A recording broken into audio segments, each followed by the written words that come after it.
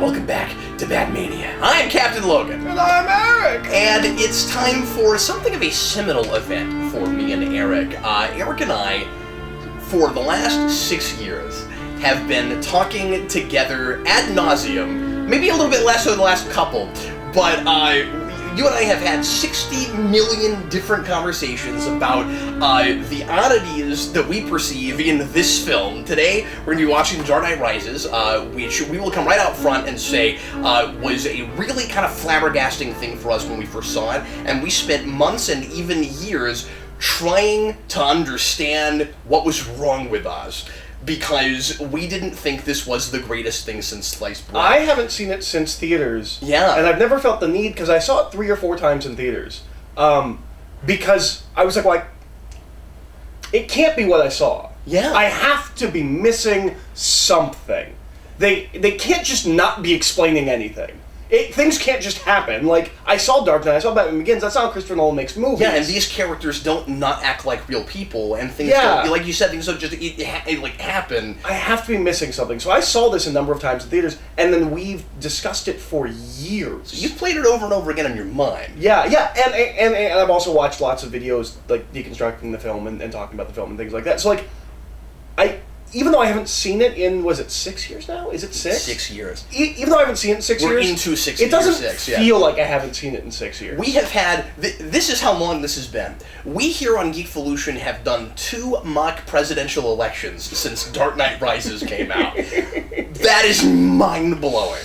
And I am still pretty confounded by this movie. Now, at the same time, it's difficult not to reevaluate it a little bit, because other things since then have baffled me more. Well, here's the thing. Everything is relative, isn't it? It's the lowering the bar thing. It is. After Begins and Dark Knight, this movie is bad.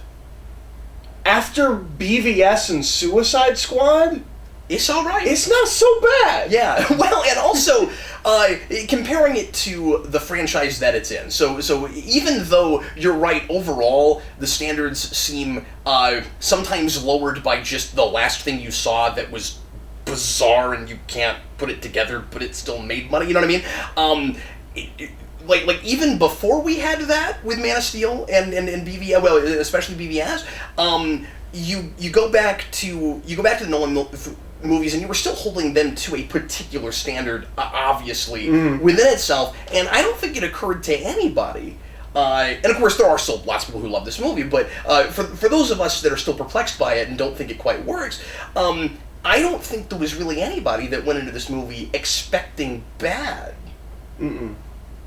You know, and expecting it not to... I mean, because I saw it, when I saw the previews, I went, honestly, this is not what I was expecting, but I know I'm going to go in and be blown away. Yeah, I thought it would be the Tumblr all over again. For it, but you assumed that you were going to like it. Yeah, I'm going to like it. It just doesn't really. I wasn't excited by premise stuff. I wasn't. Oh, we're going to do a Revolution movie. I don't know if I care about that, but I was like, whatever. It's Nolan. He'll win me over, just like he did with the Tumblr. Mm-hmm. You know, and then that didn't happen. But I spent the whole movie expecting it to, and then walked out and thought it was me. It was like playing video games when I was a kid. I assumed it must be me. It's the SF Debris thing of like rating. Well, when SF3 rates things, it's to the scale of the series he's talking about. Yeah. It's whether it's good or bad for that series.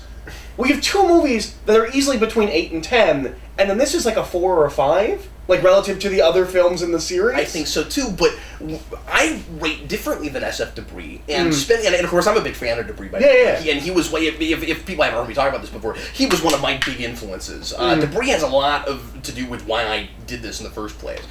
I have been told he has seen Superhero Rewind. I don't know if that's true. I want to talk to him at some point. Yeah. I've always wanted to talk to that's Chuck Sonnenberg. But anyway, for a long time I tried to decide if I would go with that same kind of scale, and decided finally that since I wasn't doing series entirely, it was a bunch of it'd be really weird to rate like Fantastic Four based on the series that they exist. Well, it's 2 movies, both of them are not very good. I guess they're both 8 and 5 maybe. I don't know. So that's the reason I didn't do that, and so when I rated Rises... It's easier when you're looking at, like, 100 episodes of Star Trek. So if I'm looking at Rises compared to Begins and Dark Knight, it's probably like a 1.5 or a 2. But on your 4 scale. But on my 4 scale. Yeah. But looking at it in the grand scheme of superhero films, I had to put it above a 2. It's above average. Mm-hmm. Most certainly. You look at what I call the growing pains era of superhero movies in the mid-2000s, and it's better than most of that.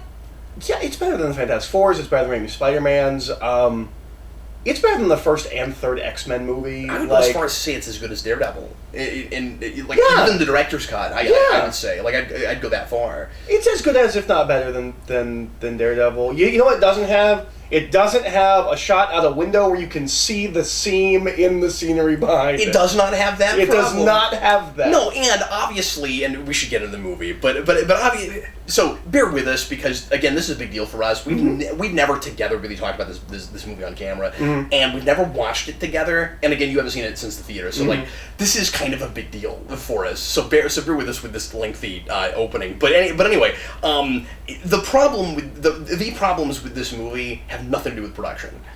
I would argue, and nothing to do with performance either. No, certainly not. It's almost all on a script level. Even as silly as a lot of people think Bane is, if ultimately I got him and where he was coming from, I think that performance actually works. As much as I don't know if I'm laughing with it or at it, but it's one of those things where at the end of the day, I love it and I can't tell you why. I'm laughing at it in a way that I wasn't with Heath Ledger's Joker, and I don't think that voice would ever completely work for me, but if he was a more interesting character, I don't think I would think it's as funny as I do. Like, I would do the silly voice the same way I do the Joker voice as kind of a silly voice, or the Batman voice, but like, it's like a loving ribbing when you do the Batman voice and the Joker voice. Like, yeah, they're a little silly. The Bane voice is really silly, but I don't think I would feel that way if I was more compelled by his character. That's what I think, and also, you can't... I don't think you can argue that we never heard anything like that. I mean, like, it was all its own. I don't know. Well, okay, there are things that you can blend it as say it's a parody of things. We'll talk about that. It's kind of a high pitch Sean Connery. Yeah. Anyway, let's get into the film. So if you want to watch The Dark Knight Rises with us, get out your DVD or Blu-ray, however you want to watch it. Get it at timestamp 0 and press play as soon as I say now. Here we go, everybody. Let's get right into it. Please press play right now. We're going to rise to the occasion. Rise to the occasion. So, right out of the gate, immediately... The souffle rises. Well, you know what? I'll wait, because there's kind of a prologue. Yeah. Because there is a huge... This movie made a huge mistake from premise. Right out the gate. Right out of the gate. But I'll wait until we get past the prologue, which is... With the airplane. Yeah, which is right out of James Bond. You've never seen License to Kill, but they do that shot. It's smaller planes, like it's not like it's the exact same thing, but like it's that Nolan really loved James Bond thing, and I think he thought to tow a plane with another plane because we do that in License to Kill. Well, and again, that's why we did Skyhook in Dark Knight. Yeah. I can't explain what it is, and I'm gonna sound like for saying, and a lot of people thought this when I did my initial review when this movie first came out, that for some reason I wanted to not like this movie, or I was like expecting to. I wasn't assuming it was going to be amazing. Yeah, me too. But anyway, for some reason the airplane opening never sat well with me, and I can't really explain why. But there was something about it from the get-go that seemed really off to me. I don't know what that is. I'm not sure I've ever talked about this, but I walk out of the theater, and my reaction is best of the trilogy. My immediate reaction to this movie is, like, and I think I was really blown away and just impressed by the bleakness of it. And I really think, like, beginning to end, like, I was impressed we made a superhero movie that was as hopeless as this movie is. Despairing. Yeah. And you love stuff like that. And the second I started talking about it, it all fell apart. Like, within minutes, I was like, oh, that movie sucks. I came out more positive than I was the next day, but I did not have that. I was already like, there is something really off about this movie, and it is not resonating with me. So this guy is in Game of Thrones. He plays a character named Littlefinger, where he has a goatee, and he looks identical to Doctor Strange, and people wanted him to play Doctor Strange. Oh, that's that guy. Okay. Yes. That's funny. The internet has christened him. Is it Agent? I think his name is Agent. I think we don't actually ever get a name for him. I think it's Agent. They actually shot all this in the air, which is crazy. Yeah. Although, and I'm not. There was no muzzle flare when he shot that bullet. I'm not disparaging this because it is impressive. It's less impressive after that Mission Impossible movie where Tom Cruise was on the outside of a plane. Now, Bane has a really good point here. That there's no reason to shoot a man before you throw him out of a plane. However, if this was a more comic book universe, he's totally wrong about that. Well, because you just never know who might survive getting thrown out of an airplane. Can I say why it's not dumb at all? Yeah. He's not threatening to throw him out of a plane. He's threatening to shoot him and get rid of the body. Yeah. No one will ever know that I killed you or where you are. Yeah. It's not that he's threatening to it's not that we all know he's going to die on impact. Yeah. Yeah, no, it's that no one will ever know where you are. Why leave any evidence? Mm-hmm. It's so funny, and we've been doing avant-gardes for 1,000 million It never got times. old. It never got old. And for some people it did, and I know back in the day when people expected us to do a commentary much earlier, and how in the world is this the first time we've done a commentary on this? Same thing with Dark Knight. People were like, please, whatever you do, don't do the Bane voice in the commentary. I don't know how not to. Yep. And I mean, you don't want to be obnoxious and just do nothing but the Bane voice the whole time. But guys, I'm sorry, it's fun. Like, I enjoy doing it. Yeah. And that is some joy, and this is going to sound really disparaging, that is some of the joy I derived from a movie that really disappointed me. Yeah. And so, please give me that. It's fun. With no survivors. And his lines are really super memorable. Well, and I don't think anyone, even people that love this movie, I don't think anyone doesn't think that voice is funny, right? Everyone... Like, we all make fun of the Batman voice. Blanket statements, but I think you're right about that for the most part. I love Dark Knight, I love Begins, I still make fun of that Batman voice. Sure. Like, I think that people that love this movie probably also make fun of that voice. No, and it's fun that Batman finally met his ridiculous voice match. Like, I love that. Yeah. He didn't have that before. Although, if the fake Raj had been the real Raj, he kind of would have already had that. So I think I'm not saying that voice is super silly, but it's also very make-funnable. You cannot lead these men unless you're prepared to do what is necessary to defeat evil. I think he already said it, but in this sequence, Bane has a line that drives me up the wall because it's what I thought the movie was going to be about and what it should have been about, and it never comes up again, which is, no one cared about me until I put on the mask. Yeah. It is never thematically visited upon again because we don't know anything about Bane. In the theater, that was such an exciting line. Yeah. And I go in depth in the rewind about what that thematically might have been with what we're doing with Batman in this. Mm-hmm. Not rewriting the movie, just looking at the thematic crux of the rest of the film and how a lot of this is about identity. Well, the obvious idea is the villain that makes himself a symbol the way Batman made himself a symbol, and Bane is not that. Well, here's the thing. He is, but of what? That's the problem, is that he absolutely is a symbol, but at the end of the day, of what, and what is his motivations for doing this? But I don't think he's a symbol in the way Batman is. We're like Batman makes himself, head to toe into a symbol. Bane is a revolutionary. He's a figurehead. It's not like he put on the mask and reinvented himself as a person and now people are rallying behind, almost a character he made. Yeah, it's not like it's a mantle that someone else could take up. And Yeah, it's not that elemental thing. No one's... Bane is not incorruptible and unkillable, and he did not make himself into a character the way Batman did. Yeah, and in the comics, Bane's idea, and I'll probably talk about comic book Bane quite a bit in this, because I've been learning a lot about Bane going through Nightfall for Batman year, and he's becoming very quickly one of my favorite villains. And his deal there isn't to take over the symbolism and the elemental idea with Batman. It's simply to prove that he is the ultimate self-made man and that he is the only person in the world that is better than Batman. When Gail Simone brought Bane onto the Secret Six, she said that she talked to Chuck Dixon about like what makes Bane tick. And Chuck Dixon said Bane is an absolutist. Yes. He is all or nothing. And that makes sense with, like, I'm going to be the best. I will be the best at what I am. And again, importantly, Bane doesn't have to be exactly what he is in the comics for this movie to work. There are reinventions of every villain in this franchise. Yeah.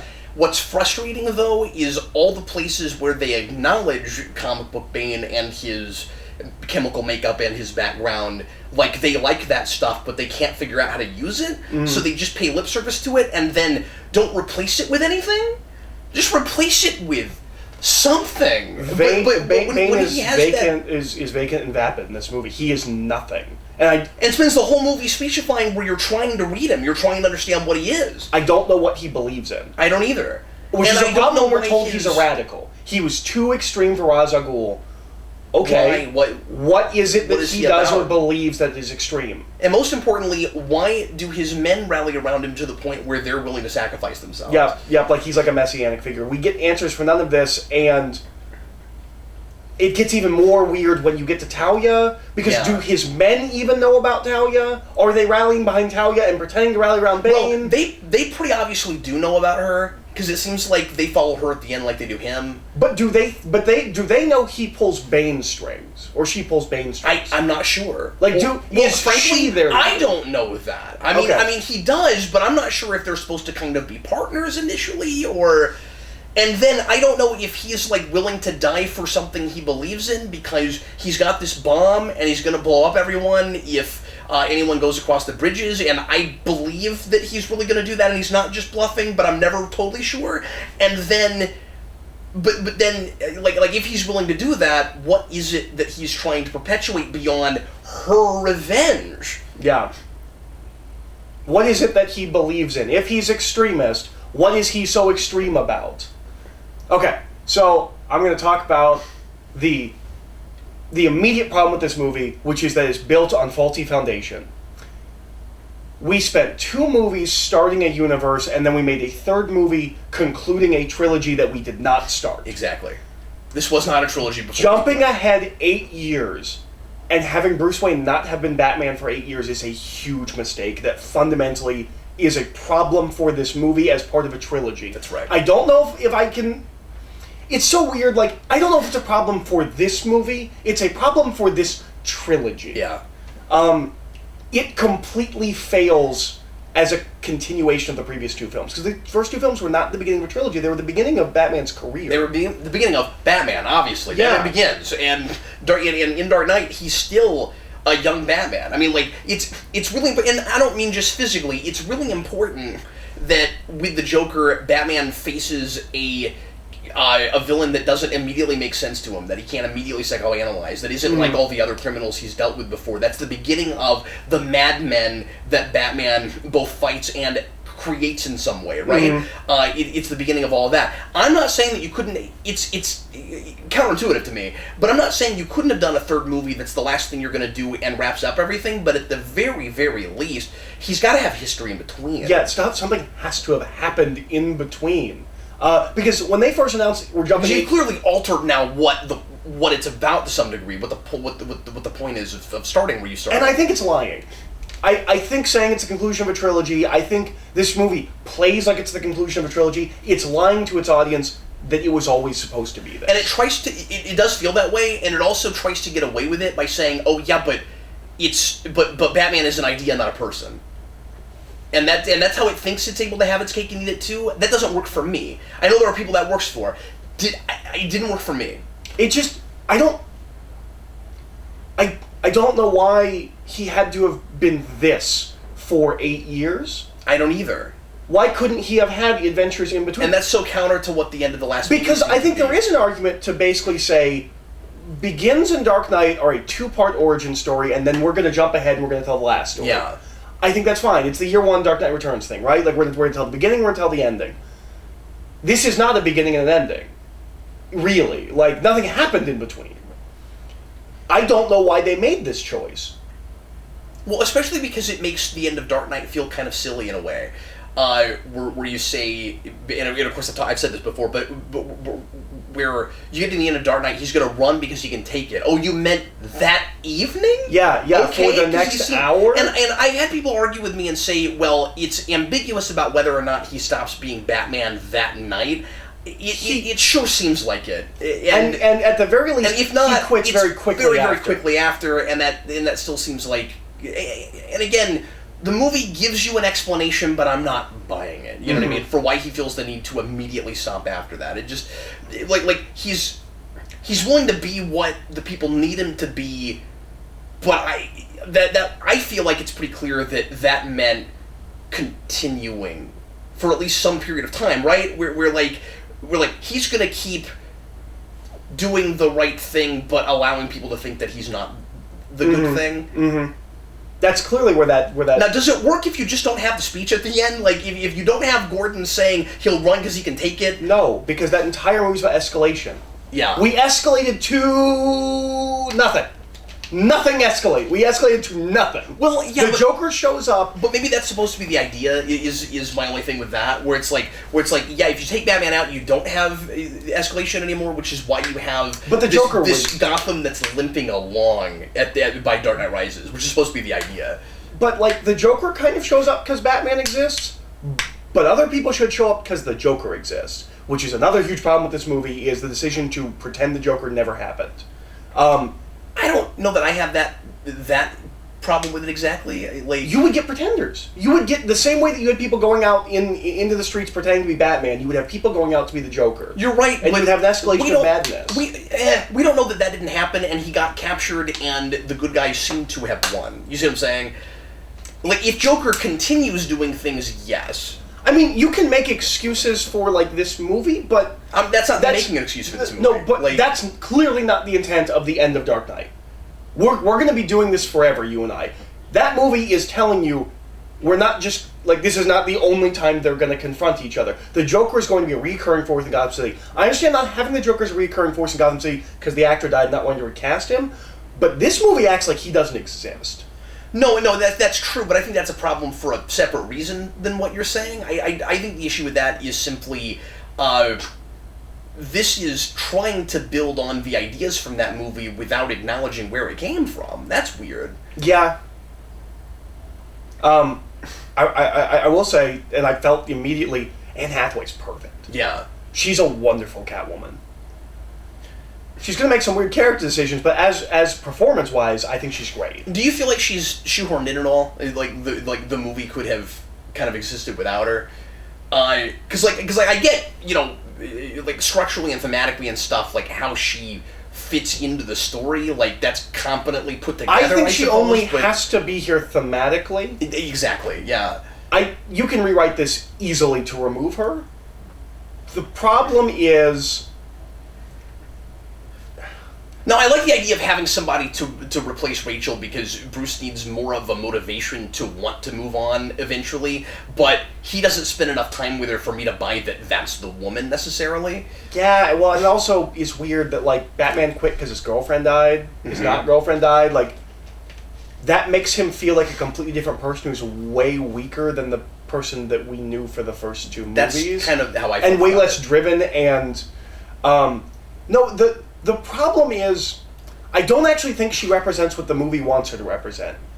She does not represent the downtrodden, which is what she's supposed to represent, and it's supposed to be this bridge, right, between the rich and the poor. Right. And that's what she's supposed to be, but I don't think she's a good eyes into that world. I don't know. Like, I get conceptually why she is, and that makes sense. I just don't think it's executed particularly well.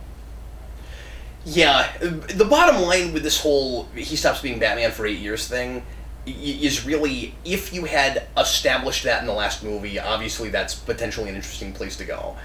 Where, like, he hangs it up at the end and then it seems to be over what happens next. Mm. But I don't think you can really, like, retroactively do this. It didn't work for me. It'd be different if the ending of Dark Knight was him getting back and being like, the city's on its way to recovery. I'll come back if it needs me, but it doesn't need me right now. Yeah, if that was the idea of the end of that movie, but it's not. Well, and it's funny because it is that in the sense that Batman's the hero we deserve, but not the one we need right now. But the idea is supposed to be, despite how much he's grieving with Rachel, he's still willing to proactively do what needs to be done. This is a guy who's totally given up. Now, what the movie is trying to do is trying to tell you is, after that happened and the city kept limping along, there's just nothing for him to do anymore. He's not needed anymore. And I wasn't totally won over on that idea. That feels contrived. I don't buy that after Dark Knight he isn't needed anymore. It's not where that universe was going. I'm not trying to say that because it's not doing what is intuitive to me, it is wrong. But it didn't. But like you said, it seems contrived. This character, who I got to know really well with Begins in Dark Knight, I feel like would be more likely to do the thing where you keep going out and fighting low-life criminals all the time to feel relevant, to give yourself something to do, and then you just run away from the cops. Yeah. I think the fundamental difference between this and Dark Knight is yes, Batman's trying to change the world, and that makes him different from a lot of comic book Batman, where he where instead of just trying to set the example all the time and just fight the low life crime, he goes, I'm gonna do it for a while and change things as much as I can, and then I'm gonna live a life. And the big difference between the two is, in this, it's the idea seems to be he doesn't think there's any point to doing what he was doing at all unless he can completely change the world, and that's not exactly what I thought he was before. No, he was just trying to do the best he could while also hopefully inspiring people. But also, I don't think that he does want a life. I thought that was the entire point of Dark Knight, was making him Rachel, but once that's gone, if he doesn't have that, I think the ending of Dark Knight is supposed to, because that's clearly, like, now we're at Batman. Yeah, that movie starts with a Batman that thinks he can quit, and that movie is a Batman that realizes he can't. He is going to be doing this forever. That's how I read that. Like, it's now he is really Batman. Now he is the man that will just never stop, and he will fight this war as long as he can. But apparently that's not what he did. Yeah. And then the question is it compelling enough that he's still trying to change the world, not as Batman, but as Bruce Wayne in that interim? With the, no, because he quits the second he fails. This Batman's a quitter. It kind of feels that way, yeah. No, you're right. Pacific Rim. You're right, he does, and I've seen him in other stuff too, but yeah, he quits immediately after his help the town and make it a better place machine doesn't work. And he also quits. I mean, it does work, but he quits being Batman because the cops are after me, and also because Sabao's girlfriend, who wasn't even his girlfriend, and then one of the things that distracted me at that point was cliches. Was things that we always do in superhero movies that I thought these movies were too creative to go to. Like, in and of itself, a big bomb or a or an energy machine, a renewable energy machine, aren't necessarily bad on their own, but like we do those all the time with everything. I like the idea of trying to take a more realistic and thoughtful approach to holding the city for ransom. Like, literally the most classic supervillain plot. Sure. I like that idea conceptually. Okay. The problem is it doesn't execute it much better than anything else that does it. At least, relatively recently. Yeah.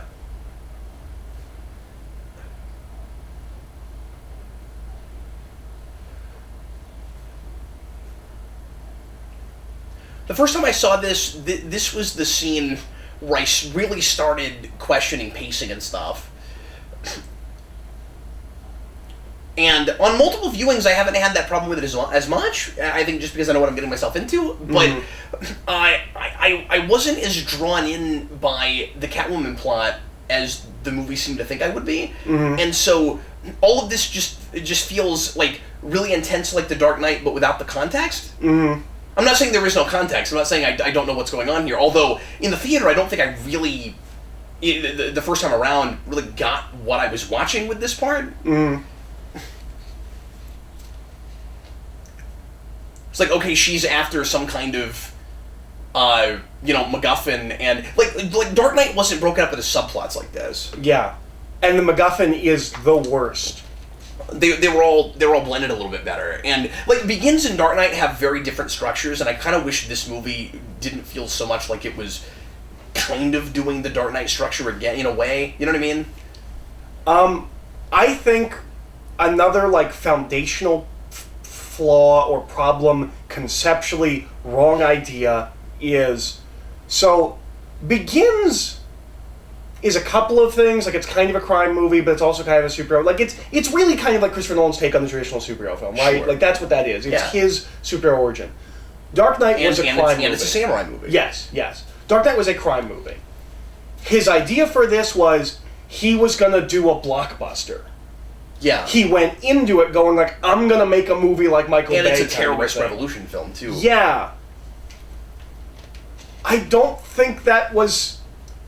What was refreshing and different about the first two was that they were epic in scope and scale, but they weren't traditional, just like popcorn blockbuster movies. And I think a huge mistake is going in going, I'm going to make a blockbuster. Like, I'm going to make a popcorn blockbuster movie. Especially because it does that being far too self-aware about how important people thought the last movie was. So you're doing this big spectacle film. I mean, Dark Knight was a spectacle film too, but you're right. It does feel like that's kind of the initial intent. So you're gonna make this big, massive spectacle film that is kind of beating you over the head with how self-important it is. And so that scene's hilarious. We have a man yelling and a man talking very calmly. Yeah, and he's like, well, maybe we shouldn't just do that. And he's like, get this hothead out of here. Right. I think that's funny. I don't think it's supposed to be funny. Maybe it is supposed to be funny. They're British. Their comedy's different than ours. It's weird. I know, that's the thing you've always talked about. That I think it's really fun. I'm completely different to it. Because he's so calm. Yeah.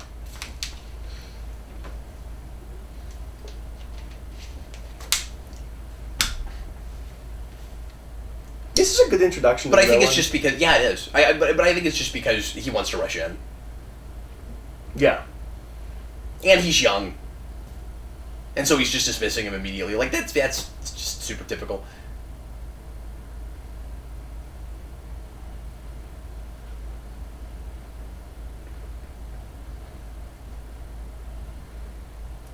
So when Tom Hardy was cast, I did not understand that. I was like, I saw Nemesis, I saw Star Trek Nemesis.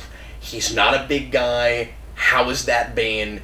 And I still don't understand it. And I don't mean that he's not huge and it doesn't work. I mean, how is that the same guy? I don't know what happened. Like, yeah, that's amazing.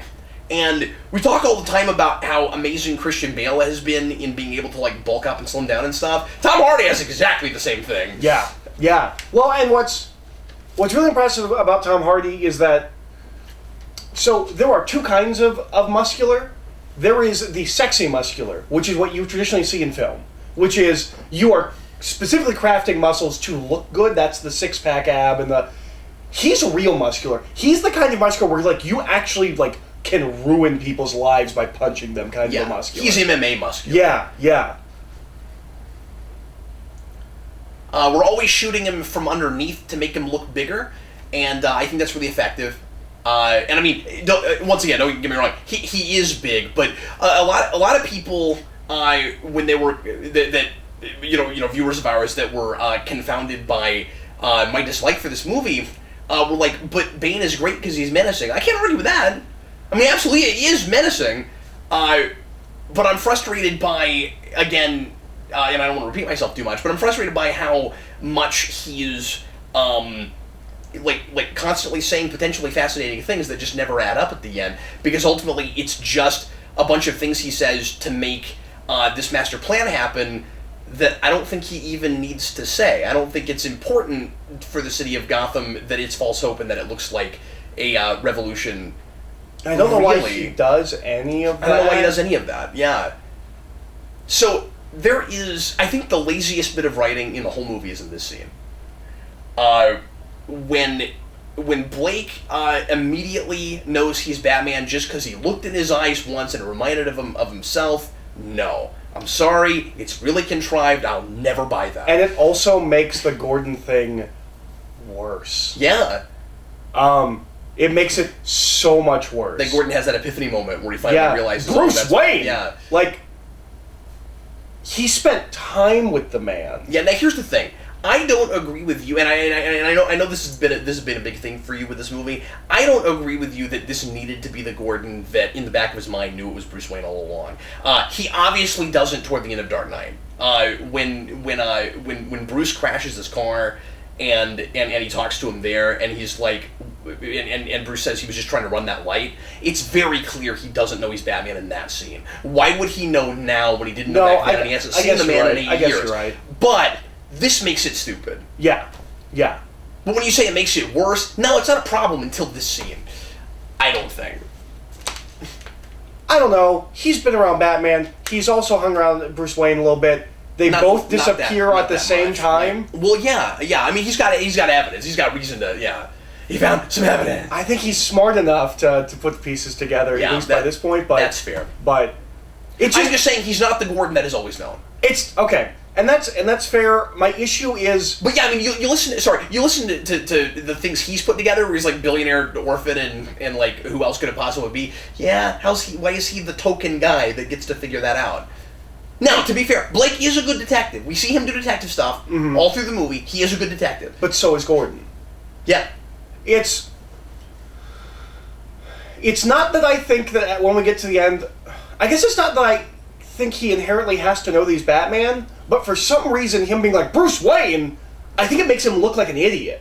It makes him seem really dumb. I still like that scene because we flash back to get in that moment. I don't think that was necessary. And his performance in that moment, maybe it'll be different when I see it, but as I remember that performance, it's like a silent film of just like flabbergasted. It's not over the top the way you're putting it, but yeah. I remember it being really over the top, but we'll see.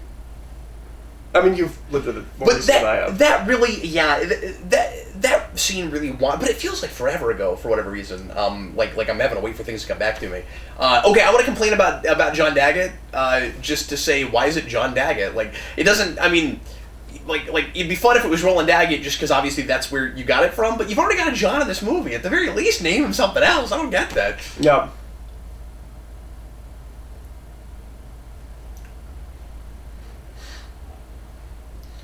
Also, there's this weird thing about, like, if you were gonna help people, you would do it through your company. Yeah, right. You would actually help people. Now, there are two things here. One is, the role of Batman is not to help people in that way. It's not to make people's lives better, it's to protect them. It's a guardian, it's not a uplifter. I guess you could do that also as Bruce Wayne, but this Bruce Wayne has done some of that, and the entire reason he quit is because he tried to do that and it failed. Like, kind of how dare you come in and say, like, well, why don't you really help people? He's tried. Yeah. And I don't buy that he quits trying. That's dumb. Yeah, but I mean, like, yeah, I don't want to be hypocritical about it either. Like, you can complain that he didn't keep trying. Yeah. No. Yeah. And I suppose but he presents it as if, like, it's this genius idea that Bruce Wayne's never thought of. Like, what if I tried to save the world as Bruce Wayne? He did do that. He did do that, yeah. And to be fair, I guess the idea is... I just feel like there's some communication issues with this movie. I guess the idea is supposed to be... when he had to pretend like Harvey Dent didn't turn into a bad person at the end of the last movie, and he lost his girlfriend and all of that. He goes to this extreme of trying to save everything rather than what he was doing that was working before. Okay. Two things about those two scenes. And of course, by the end, he isn't going to actually try to save everything. He is going to just He's just going to abandon everyone. Well, yeah, no, I get that. But I think that could have worked better than it does. Like, it's weird that if we didn't make the whole thing about lying is bad, and then he tells a lie at the end. But it's not just that. Yeah. It's that Blake shows up and is like, well, why don't you try to really help people? And then instead, at the end of the movie, instead of trying to really help people, he just leaves. He doesn't do anything. Like, he doesn't build on that. The movie doesn't build on that. This movie is all about the divide between the rich and the poor. He's had his last hurrah, and but he's all like, is he still rich at the end? I don't know. That's kind of the problem with that. Well, he has to be, because he's just gallivanting around in Paris or whatever. But you know what people who like this movie a lot more than us are going to say about that? Well, he built an orphanage. You know what I mean? Okay, he built a orphanage. Yeah. The whole point is, why don't you try to save the world as Bruce Wayne? Okay, why does he just leave? Okay, but is Blake right? I think the movie thinks he is, maybe. That's the thing. Because it's all about rich and poor, like, I feel like... but, okay, so there's two scenes in the hospital. Yeah. Alright, so, one, we see that his leg has, like, no cartilage left. Like, we never see that wound, which just means running around as Batman wore his leg down, which makes this the most realistic superhero movie of all time. Which is going to make the backbreak stuff a lot harder to swallow. Right. But also, like, he puts the brace on, but I assume they take that brace off later, so... Is it kind of just, like, placebo? Like, does he just he just have a feel-bad leg? And then he goes... And it seems to forget all about the leg problems.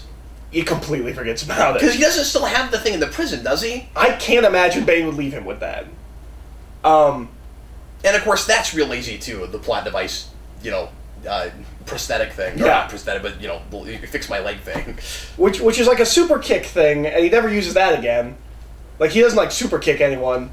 But also, and for a movie that's supposed to be so grounded, we have a lot of those kind of plot device items, right? We've got a thing that makes it so that a leg with no cartilage can kick through bricks, and we have the clean slate device, and we have the help the town and make it a better place machine, and the clean energy project, and the rope. What about the rope?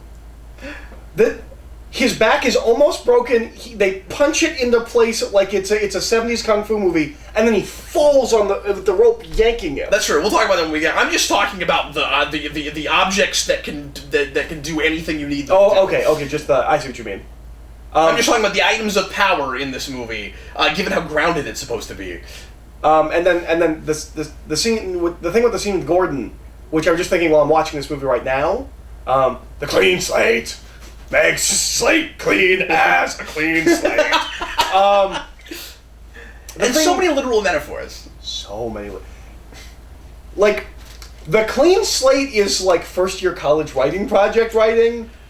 It is not the quality of Christopher and Jonathan Nolan writing. And I have a hard time thinking that that's not one of the things that Goyer left. It also feels beneath Goyer. Maybe not. I guess there's some stuff like that in Blade, but Blade's a little bit more tongue-in-cheek, so it gets away with that stuff. Okay. Yeah. But so we can... At his best, it's beneath Goyer. He goes to... I put forth the hypothesis that Goyer is an amoeba and is as good or bad as the person he's working with. He's working with two very talented men. Yeah.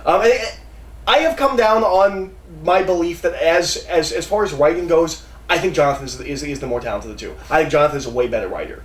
But so he goes to see Gordon in the hospital, and Gordon's like, Batman has to come back. Why? There's one crazy person in the sewers with a couple of guys. You don't know how many guys he has. You don't know that he's also infiltrated the entire city. It really feels like the serious version of, there's a new villain, Batman, and you need to fight him. They barely even tried. Like, just immediately someone in a mask shows up and they're like, well, we can't handle this. Batman's got to come back.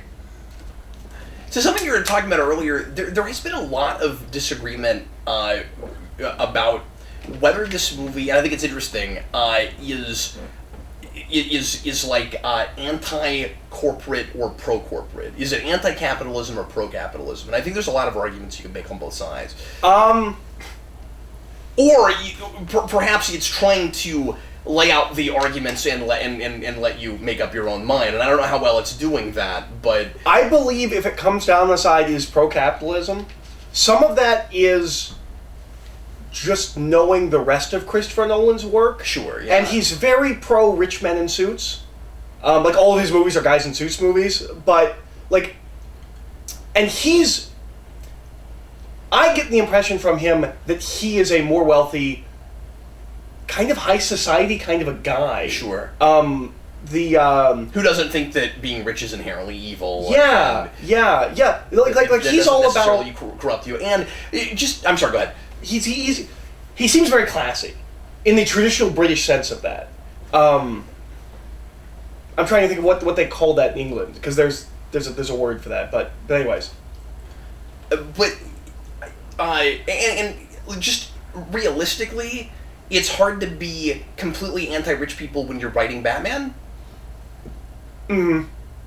You know, because you're saying this is a guy who is not completely selfish, unless you do the kind of more crazy Batman or just the actual selfish Batman who, yes, he spends all his money on projects to go out and fight crime, but it's more a catharsis because his parents died than it is to actually really help anyone else. You know what I mean? It is more about him than it is anyone else when you write that sort of Batman. I think the other problem this is the more glass half full kind of Batman, certainly. Yeah. I think...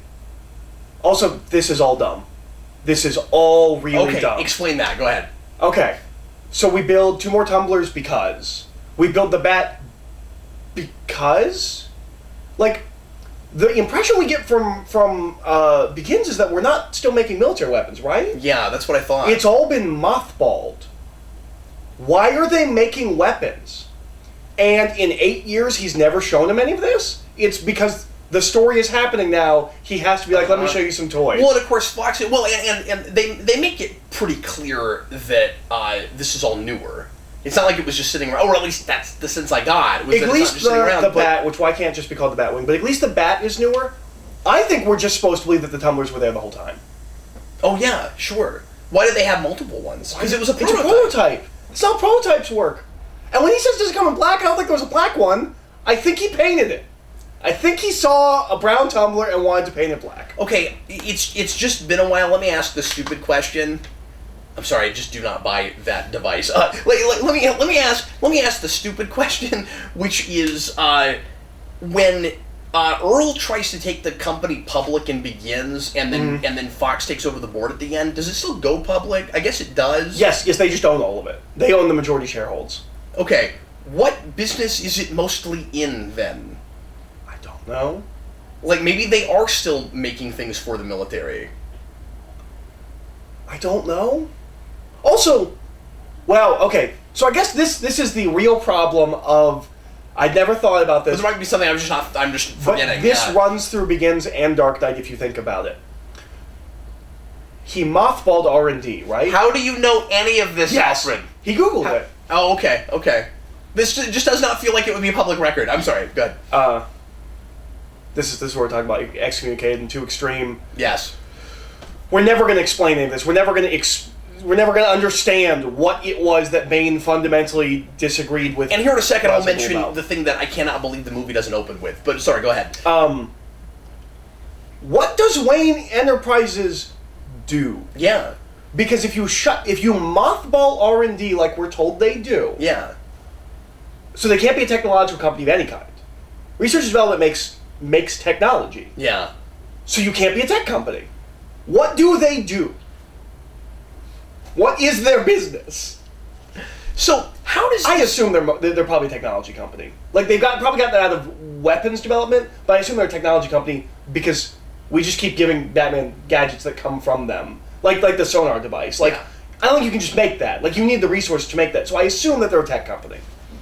So I always hesitate saying. So when I say what I'm about to say, I have to preempt this, I guess. I'm not saying that like the movie doesn't work because it doesn't do the thing I think it should have opened with. You know, I always hesitate to rewrite the movie. But when I was just surprised they didn't do this, and I think it would have been more effective.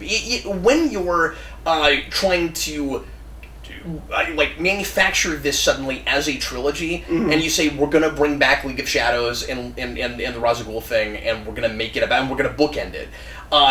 Bane is clearly supposed to be the extreme of Bruce Wayne when he was trained Yeah. initially, right? Yeah. Where like he's basically like each of them were supposed to be Ra's al Ghul's Shunin, for lack of a better word, right?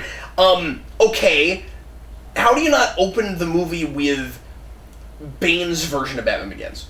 Yeah. How do you not open with a flashback? And I know Nolan doesn't like flashbacks, but then we do them in this. I mean, they're short, certainly, but I think he maybe should have broken his rule. It's not a flashback if he started here, because Nolan doesn't like flashbacks, but he loves nonlinear. Yeah. Why? Like, yeah. Why? Well, it still is a flashback in the sense that it happened in the past, and we've already had things past that, and it's not going to be non-linear, right? It's gonna open with a flashback, and then it's gonna tell its story. Like that is still a flashback.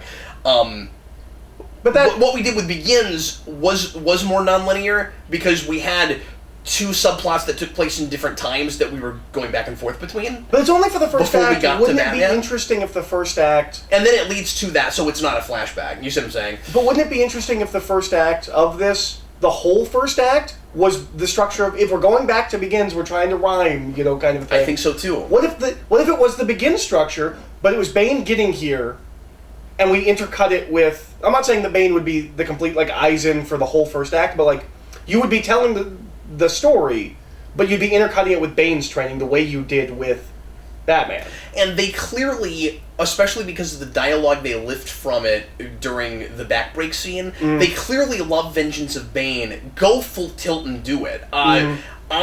Vengeance of Bane is quickly becoming one of my favorite Batman stories of all time. I adore it. I'm in love with it, and it's the first thing I review in Batman Year, and I'm just gushing about that piece. And Bane is the protagonist of his own story in that. And I think this could almost work... Okay, you want to make a big epic, do the 3-act vignette thing like we did with Superman. Right? Give Bane his own story in the first act, and then let that bleed into the Batman sequel stuff. Also, remember it's broad daylight. That's important. That'll come up in a couple minutes. That's what I would have done with this material. I'm not saying it's bad because it doesn't do that.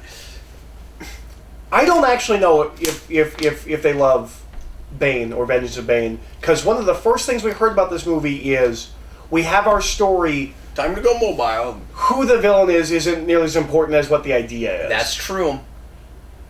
So maybe that what is that? Is that a fan service thing, or is it? I think some of it is like the dialogue in that scene, or I'm not sure. But I always forget that's Foley. That's interesting. He's a No Man's Land character. Oh, okay.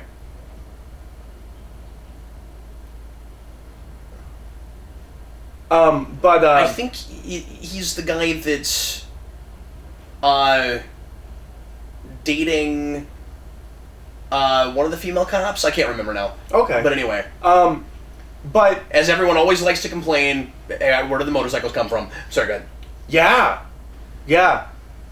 They didn't break in and put motorcycles in the back of the stock exchange. That was really the first time they were there. Where did they come from? Yep.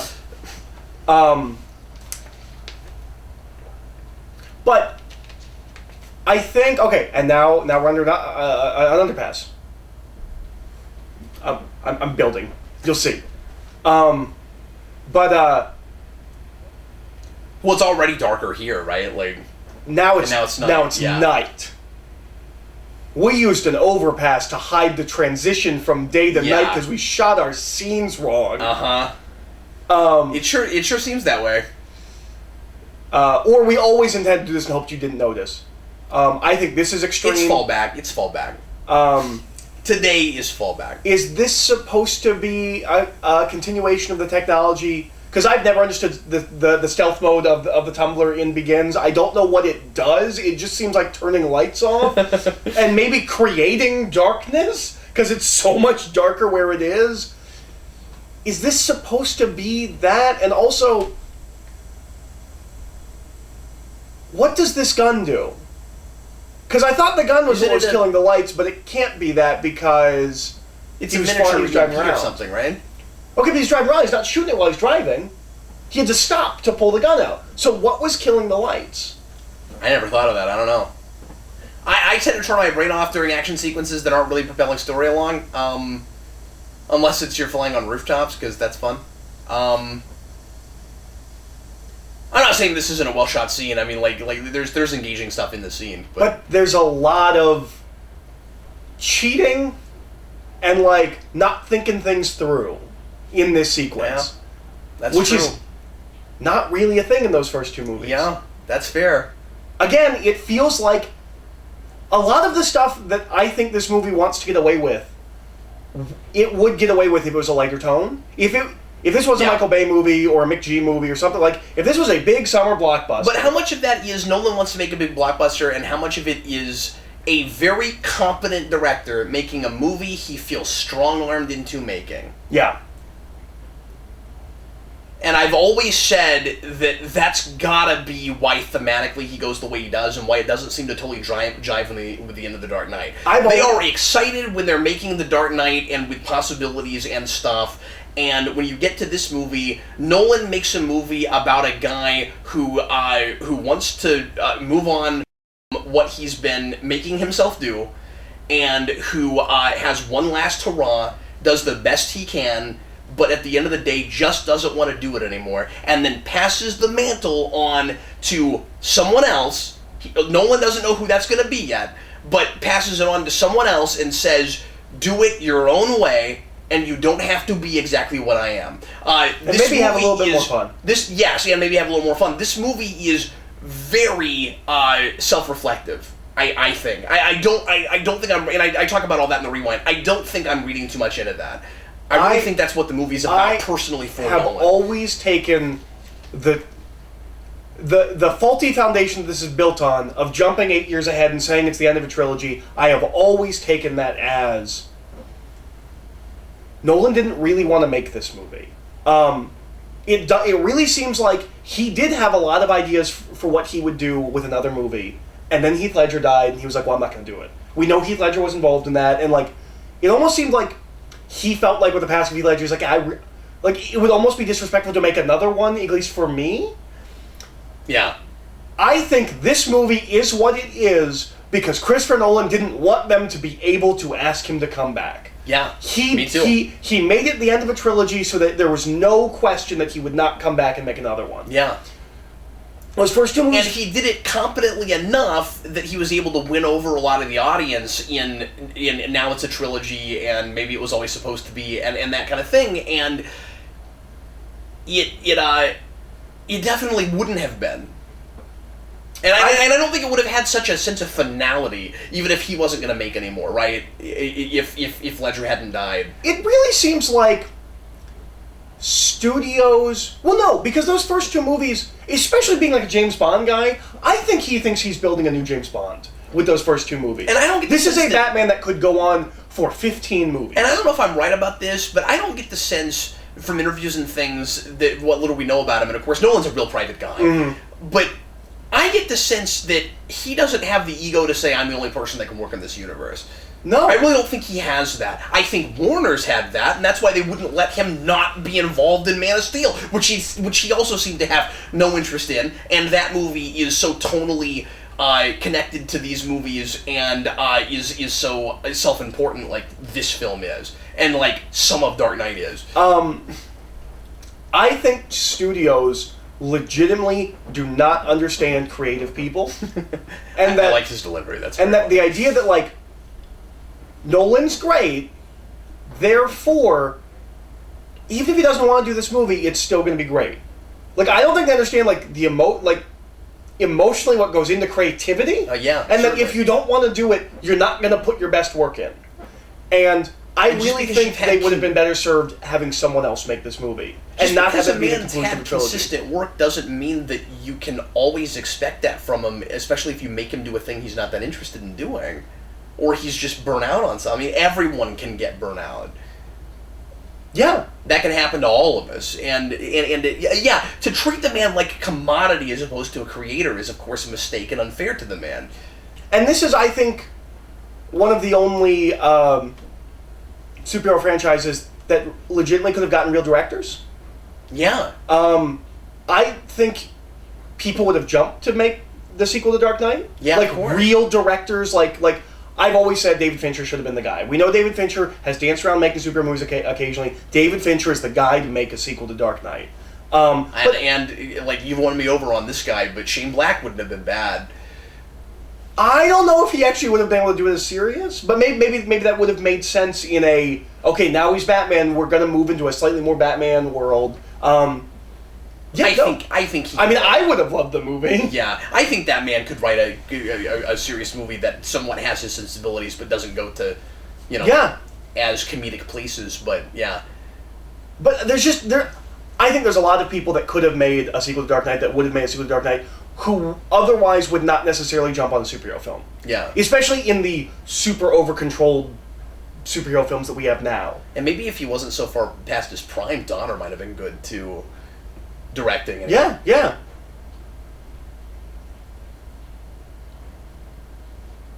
But yeah, when you look at the DCEU and what happened after this, and how completely clueless Warner seemed to be, and how much they were banking completely on what these movies were, and Nolan himself, they really looked at this as, we had one guy.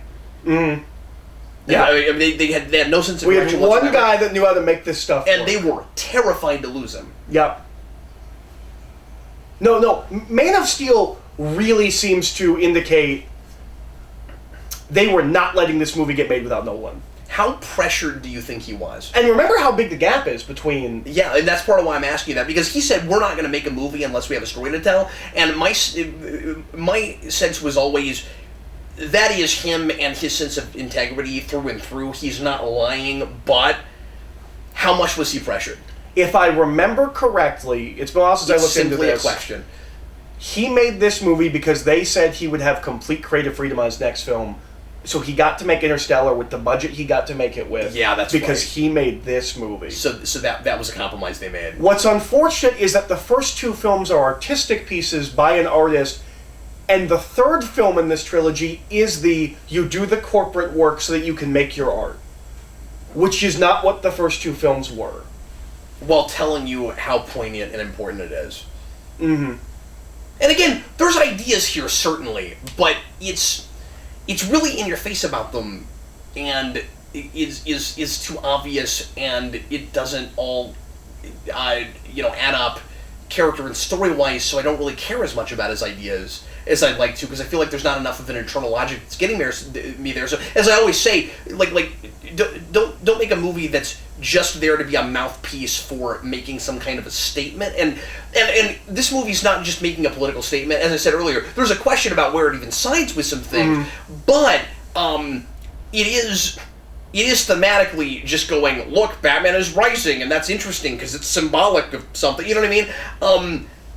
Just write a paper about that. Don't make a film about that, and unless it's integrated really well in a story. So you explore ideas, and you don't just have a bunch of symbols and say, look, art. You know what I mean? If all you're doing is talking about a subject, you're not making a story. Yeah. If all you have is theme, you have not made a story. You have written a term paper with fictional characters. Exactly.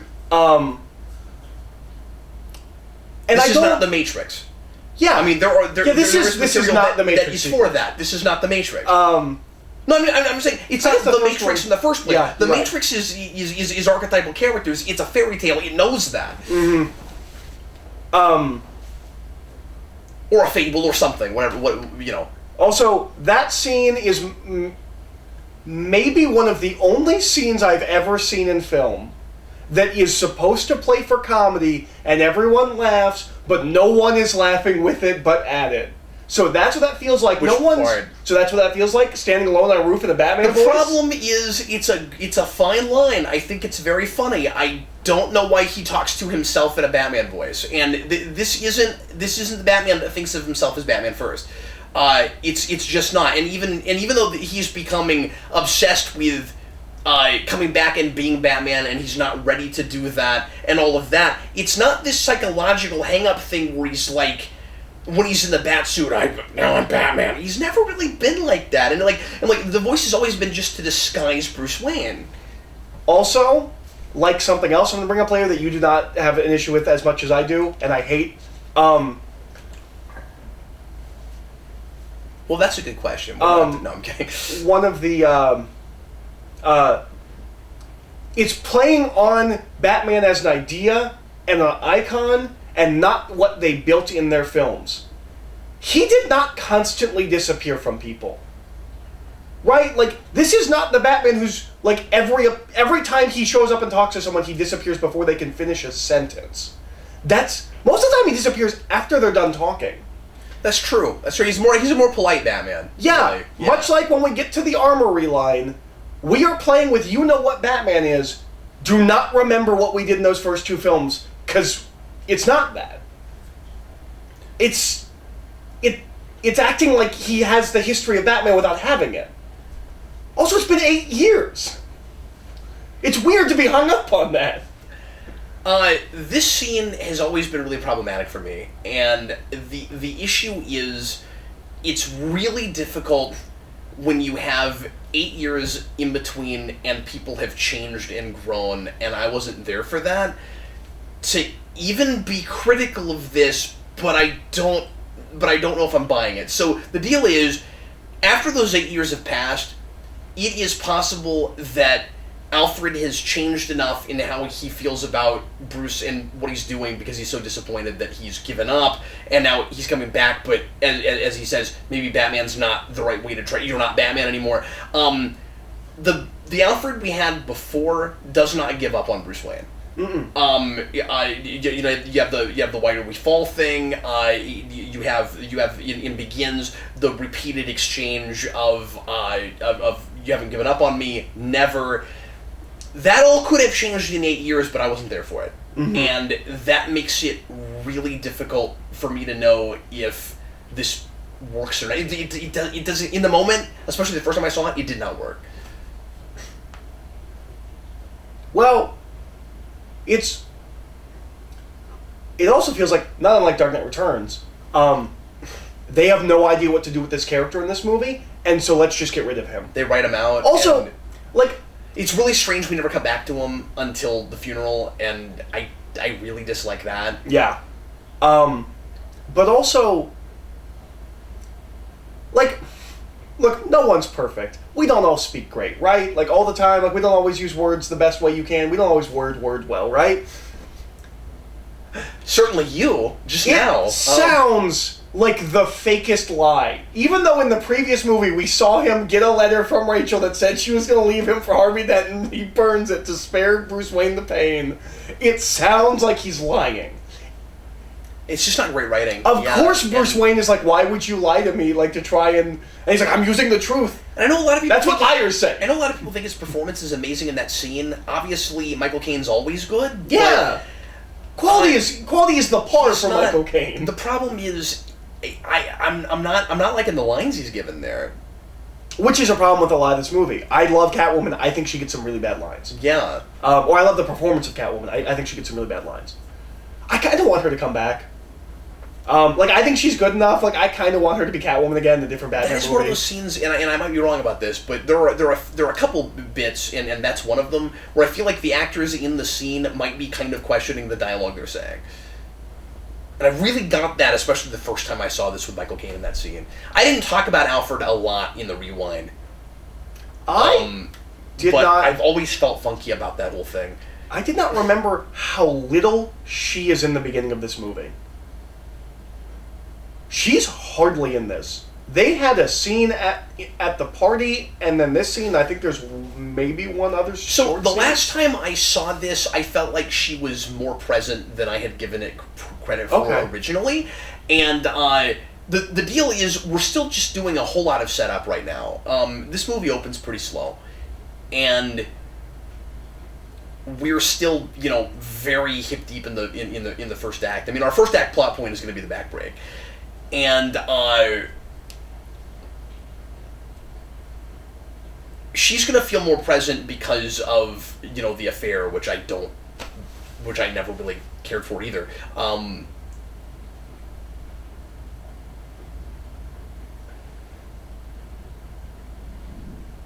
also think all of this was too much backstory and too much info dumping on the audience. Yeah? I did not understand this. the first time I saw it. Maybe even the second time It very I saw much it. took me like 3 viewings Like, for a lot of the stuff. To figure out, like, what this was and what he did and what happened and, like... Which is part of why I assumed that it was on me thinking this movie ultimately wasn't real effective. Because there was so much being thrown at me, I was like, surely I missed something where like more of this makes sense than I thought it did. And it was really just this scene. Like, after seeing it like 3 times, I was like, okay, I finally understand what happened in those 8 years. Okay. That fixes nothing, but at least I know. Well, there's a lot of character motivation things where I was just like, surely the same people who made Begins and Dark Knight wouldn't do things like have Bane say, if anyone even tries to come into the city, I'm going to blow it up, and Batman risks just showing up. Yeah. Okay. As I said before, the issue isn't just how did he get back in, much more, and how did he get there so fast. The bigger issue is, really, he's gonna risk that? He's gonna risk just coming in? Okay. I think this scene is embarrassing. Maybe more than any other scene in this film, I think this is embarrassing. Interesting. That they wrote this, shot this, and acted this. I suddenly remember what you're talking about, yeah. First of all, this man's a cartoon character. In an otherwise... Yeah, Daggett is a cartoon character. You know who he is? Yeah, he's the bad General guy. Hawks. No, he's not Hawks. He's the bad guy. That's not what I'm saying. Oh. You know who he is? Oh. He's General Hawks. Yes. In a movie that's actually, like, being acted, like, seriously and grounded. No, that's exactly what he's, General Hawks. He's a cartoon character who's giving an embarrassing performance in the film he's in. I'm not saying that, like, that performance wouldn't work in a different film. Yeah. In this film, it's embarrassing. And the idea that Bruce Wayne would be out of the board and wouldn't have any say because he sold a bunch of, like, stock stuff the night before, which he has no history of doing ever. He's never done that. And the night before there was a stock exchange attack from a terrorist? It's embarrassing that they thought that would fly at all. Could you make us buy it more if you talked about how irresponsible he is? Because he has done a lot of irresponsible things in trying to make Bruce Wayne look like a playboy so people can't tell he's Batman. But they don't go into any of that. And that also was like 8 years ago. I don't get the impression he's been keeping that image up for the past 8 years. Well, no, clearly not. Well, no, we know for sure he hasn't because he's been locked away and he's locked himself away and he doesn't talk to anybody. So... No. Now, they could just say, we think Bruce Wayne's a crazy person, maybe he would do that, but you don't immediately cut him out, you investigate it, you look into it, and you don't treat him like that. That is the man that owns the company you're working for. And unless it was part of his plan, of Bruce Wayne's plan, why doesn't he fight it harder? Am I missing something there? Yeah. Like... It's just... It's so... Like, it is amateurish writing. Like, that could be... Like, that's a believable scene in a Transformers film. Like, how... Just outside of any world of reality that is. Mm-hmm. That's Arrow writing. Yes. If the rest of this movie was perfect, that scene would be a black mark on this movie. Absolutely. Especially when... I'm sure it's not 100% realistic, but the corporate stuff in the previous 2 movies... I at least believed. And, like, I don't understand how companies work, but, like, it felt authentic to me. It felt like something that could happen, how a company could run. That doesn't. That feels like how a company runs if, like, Jason is playing with action figures. Yeah, exactly. I think that's just a horrendous scene. So, we talked over Bane's Necessary Evil line, which, of course, I want to like, and it's really super frustrating because... that's building on, or at least referencing back to what Ra's al Ghul was doing in Batman Begins. Mm-hmm. He's going to tear down this corrupt city and build it back up from scratch. And Bane was in that world and goes even farther than he does, but then ultimately his motivations seem to have nothing at all to do with any ideology or... And his rhetoric, again, is all just manufactured. In order to, as far as we can tell, just give Batman himself false hope. It doesn't seem to be about the city at all. No, it's just because the woman that he loves, Daddy, died, and she's kind of angry. Because again, I don't know what his philosophy is. I don't know if he actually sees himself as necessary evil, because when we get to the end of this movie, it just seems like, well, you killed Ra's al Ghul, so we're going to blow up your whole city. Yeah. It doesn't even feel... Like, when they say that they're finishing what Ra's started, I don't think they're doing it because they believed in what he was doing. It seems like they're doing it as like just revenge, yeah. Yeah, like a fun irony kind of a thing. Yeah, it degenerates really hard into a really substandard, typical superhero movie. And I always hated my father until you killed him. Oh man, I don't get that. We spell out a villain motivation in 5 seconds, and it's preposterous. Yep. And I also don't know why it took 8 years. Well, 9 years. So we're contriving a lot of things that would be wonderfully dramatic if I bought getting there. Like Bruce Wayne loses his wealth and has to figure out how to do what he's trying to do and be Batman without it. And even the idea, I mean, like, you might think it's a little bit too on the nose for what's going on in the world, especially, like, just before we get to, like, all the stock exchange stuff that happened just after this movie, in the real world, the Occupy stuff and all of that. Yeah. But just the idea inherently in Bruce Wayne is not used to not being rich, and maybe even though he goes out every night and does, street level fighting crime stuff, still can't help but sort of see himself above the people that he's fighting. That's inherently compelling and worth exploring, and we've seen that done in some things. Dare I say, we've seen it done okay here and there with 12-year-old Bruce Wayne in Gotham. Okay, so here's inherently the problem with this scene. Yeah. Why are his lights off? He just says his power got shut off. Yes. He's rich. He's paying electric bills month to month. And he just lost his money. Is it the first day of payment for his electric bill? To be fair, so that's really contrived, but not to get too deep into this, but there are a lot of things that you're not allowed to pay, extra into, or pay like several months up front for, and utilities in various places might be that way. Okay. So I still don't buy that his electricity immediately gets turned. And also, in that moment, have you ever had your electricity turned off? Yeah. I don't know. Because you don't miss a payment and then they turn it off. No. It takes a while. Yeah. Like, this is such a... Bruce Wayne is poor now. Do you get it? But here's the thing. I can think of lots of ways to make things like this work and make them really interesting.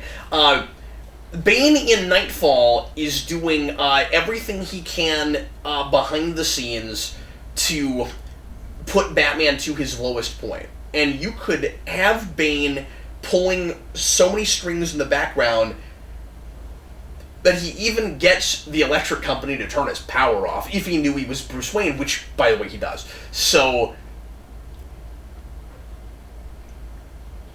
if it was all just to mess with Batman, we could totally do that. Yeah. Like, if they cut his power... And if that happens in Dark Knight, or that happens in Batman Begins, you immediately go, okay, something is up and they're going somewhere with this. Mm-hmm. Like you would not think that's just how the world works in this world. You would trust it enough to go, okay, what is Nolan doing? Yeah. But no, by this point in the movie, I'm already not doing that It's anymore. just, like, dumb blockbuster movie telling. Yeah. Because the second you think about, like, well, wait, why does lights get turned off? Like, that makes no sense. Which is really sad. Does he have power in the Batcave? I don't think so.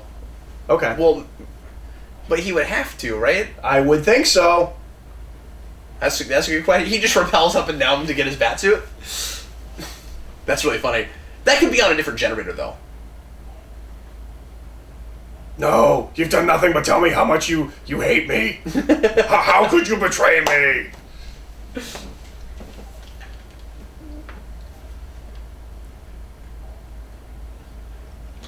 That was a great pause. Yeah, it's really good. This is a beautiful set. It's a beautiful scene. Incredibly well lit. An amazing fight scene. It's brilliant. Yeah.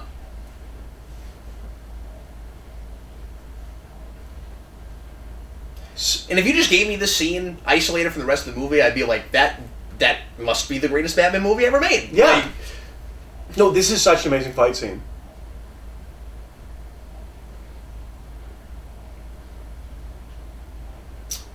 See, for that line to work, victory has defeated you. He needs to be a fat Batman, right? Like, he needs to be someone that's been resting on his laurels, not constantly pushing himself. I mean, he actually needs to be, like, fat. But, like, he needs to be someone that, like, has gotten apathetic. But he has. What has he been doing for 8 years? But it's not because he won, it's because he's been sad. He's sad sack Batman. He's not someone who's gotten... Right, but bigger picture, he won in the sense that, again, just with what the movie is trying to do, that he doesn't have to be Batman anymore, and so he's not doing that. The idea is supposed to be that he's been waiting for things to go bad again. That's what Alfred says earlier. Yeah. Also, by the way, this is how you like the suit. Yeah, and that's the first. I think that's the first image we saw after the original first image of him being like this. Yeah. Also, that suit lights really cool wet. Yeah, yeah.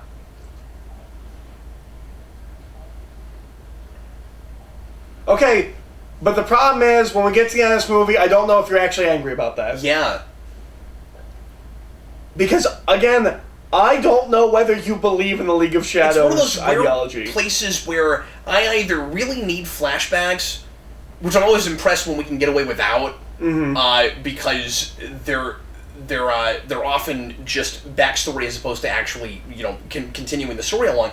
But you either need that, or you need to just forget about the twist with Talia and that being revealed. Just forget about that. I feel like we're missing a lot of information we need just so that we can have a what the heck moment. Mm-hmm. They need to be talking about this, is the point I'm making. So I'm having a really weird reaction to the scene right now. Yeah. It's making me angry. Because none of this means anything or matters. It's such a good scene in isolation. Everything he's saying in this scene means nothing. It is a good thing that he has 10,000 more of those sets of ears, though. It's true. Okay, so here's the armory line, which is a thing that Batman traditionally has. This Batman does not have a precious armory. First of all, none of these things are his yet. He has never used any of these. This is not where he keeps his things. It's not things he's been using in his war on crime. This Batman does not have an armory. He has a suit and a car and some throwing things. Like, this feels like it's building on traditional Batman that we never actually built. Yeah, I don't agree with that. Okay. I've never understood your hang-up with that. The problem is just the issue we had earlier, which is why are there several more tumblers? Why are there more tumblers? That's really the only problem I have with that whole thing. He knows Batman is Bruce Wayne. Mm-hmm. You're quibbling over semantics when you say he doesn't have an armory. He does have an armory. He has a place where he gets his tech from because Bruce Wayne's not an inventor and he doesn't make it. That's just a word he's using. But why is that a big deal? It's the way it's worded. It's your precious armory. Like, it's a thing he's known for. Like, it's a character trait. Like, that's a thing you could say to normal Batman. No, I'm not with you there. Okay. He's a rich guy that has this place where he gets his stuff. The end. That's all that means. I just think, I don't know why you're so hung up about that just because of the word armory. I don't get that.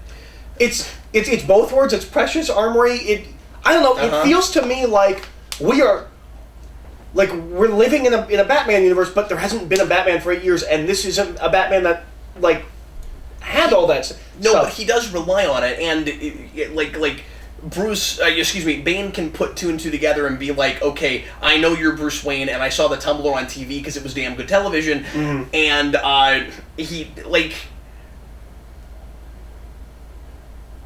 it's not an armory in the same sense that Batman usually has it, but I buy him using that word. And like he is. Here's the thing: if we made it more about the ideology of the League of Shadows, that's an interesting notion. Where it's like, we taught you everything you know, or a lot of what you know.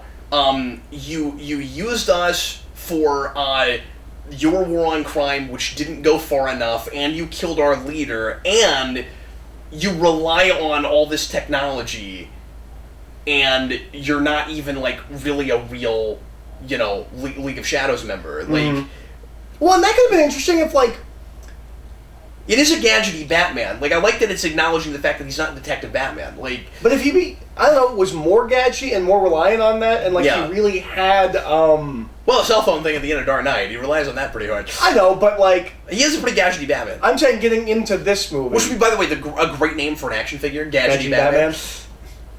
Comes with a whirly bat and everything.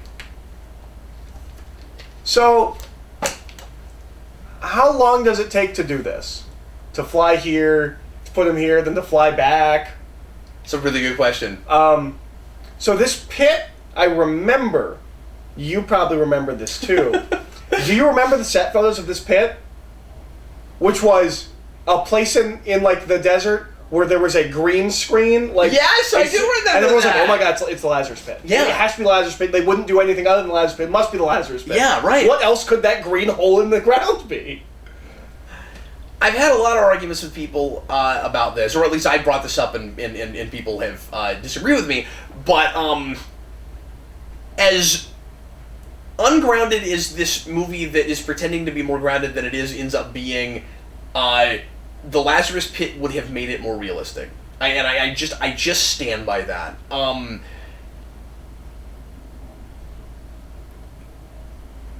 And also, I never thought that the groundedness of this world precluded the notion of a Lazarus Pit. Like a lot of people think that goes way too far for this world. I don't know why. It's because Dark Knight was the last time we were here. Yeah. Yeah, exactly. Because, like, there was a lot of question, and I feel like they intentionally made it ambiguous at the end of Batman Begins if it was possible that Ra's could have survived that enough to get back to the Lazarus Pit and get brought back. They're very ambiguous, as we've talked about before, about whether or not when he says, we sacked Rome, if he was actually literally physically himself there.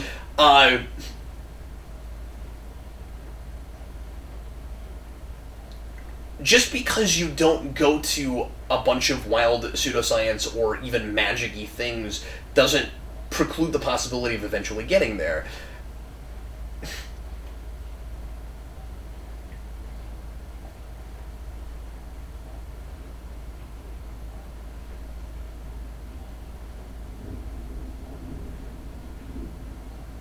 All of this is great if I understand Bane at all and know that this is what he's doing. Like, I don't know why he's doing anything. And, like, that scene seems like he explains it. By the time we get to the end of that movie, I have no idea who he is or what his motivation is. Also, I'm going to do a nitpick complaint, but a complaint nonetheless. So they're in the middle of the desert, somewhere, far from civilization. Oh, we haven't talked about the whole Dendact thing either. We should maybe bring that up. But sorry, go ahead. So we're in the middle of the desert, far from any civilized city. They get cable out there? Where's that TV hooked up to? Where's it getting? There doesn't look like there's really electricity in that place. Maybe there is, but also it will later get the Gotham news channel. Wherever they are, they will get Gotham's news channel. As ridiculous as the logic gets in some of this movie, that is the least of my worries, man. No. And if I loved this movie, that would be a funny nitpick. Right. But I still think it's worth. I'm not distracted as much by that as I am by, you guys just had motorcycles in the back of the stock exchange? Yeah. Like, it went from day to night? I'm just saying, there might be an explanation for the cable thing. I don't know how you explain day to night like that, or motorcycles in the back of the stock exchange. I talk about this at length in the Rewind, and so I won't go into it real hard here. But I do just want to mention that I think the Dent Act is way too simplified and easy, and it kind of has the same kind of logic that gets us to the scene that you think is the worst scene in the movie. Well, yes, of course it was Bruce Wayne that moved all his money. Yeah. That terrorist attack on the stock exchange last night clearly had nothing to do with that. And I don't need them to read me the bill, but I always think the Dent Act is too unclear. Yeah. It's too vague. Because... So, I meant to bring this up earlier, and I kind of... And then we got off on different tangent. But we're talking about, is this film like pro or anti-capitalism, that kind of a thing. Yeah. The big problem with really, for me, knowing whether it is or not, is the final confrontation of this film, I do not understand, because we have two groups of people fighting each other. And it seems like it's all the criminals and poor people, and then like all of the good normal people and the cops. And that seems really pro, kind of a capitalist and like a class divide. Like it almost looks like a literal class warfare. The problem is, we make it seem like we have wrongfully been putting people away with the Dent Act. At the very least, it's maybe saying we were at least somewhat civilized. We were on the right track, maybe. But sorry, go ahead. But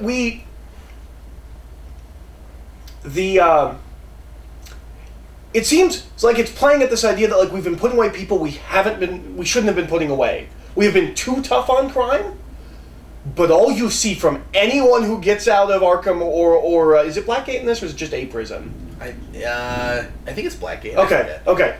All you see is like crazy people with guns, and they walk out and they're like, "Here's some guns!" Like, yeah, I love guns. That doesn't represent anyone. Those people weren't wrongfully put away. They're crazy people. But if they were put away without real due process, then that's bad. It is bad. But the movie doesn't go into that enough. Yeah.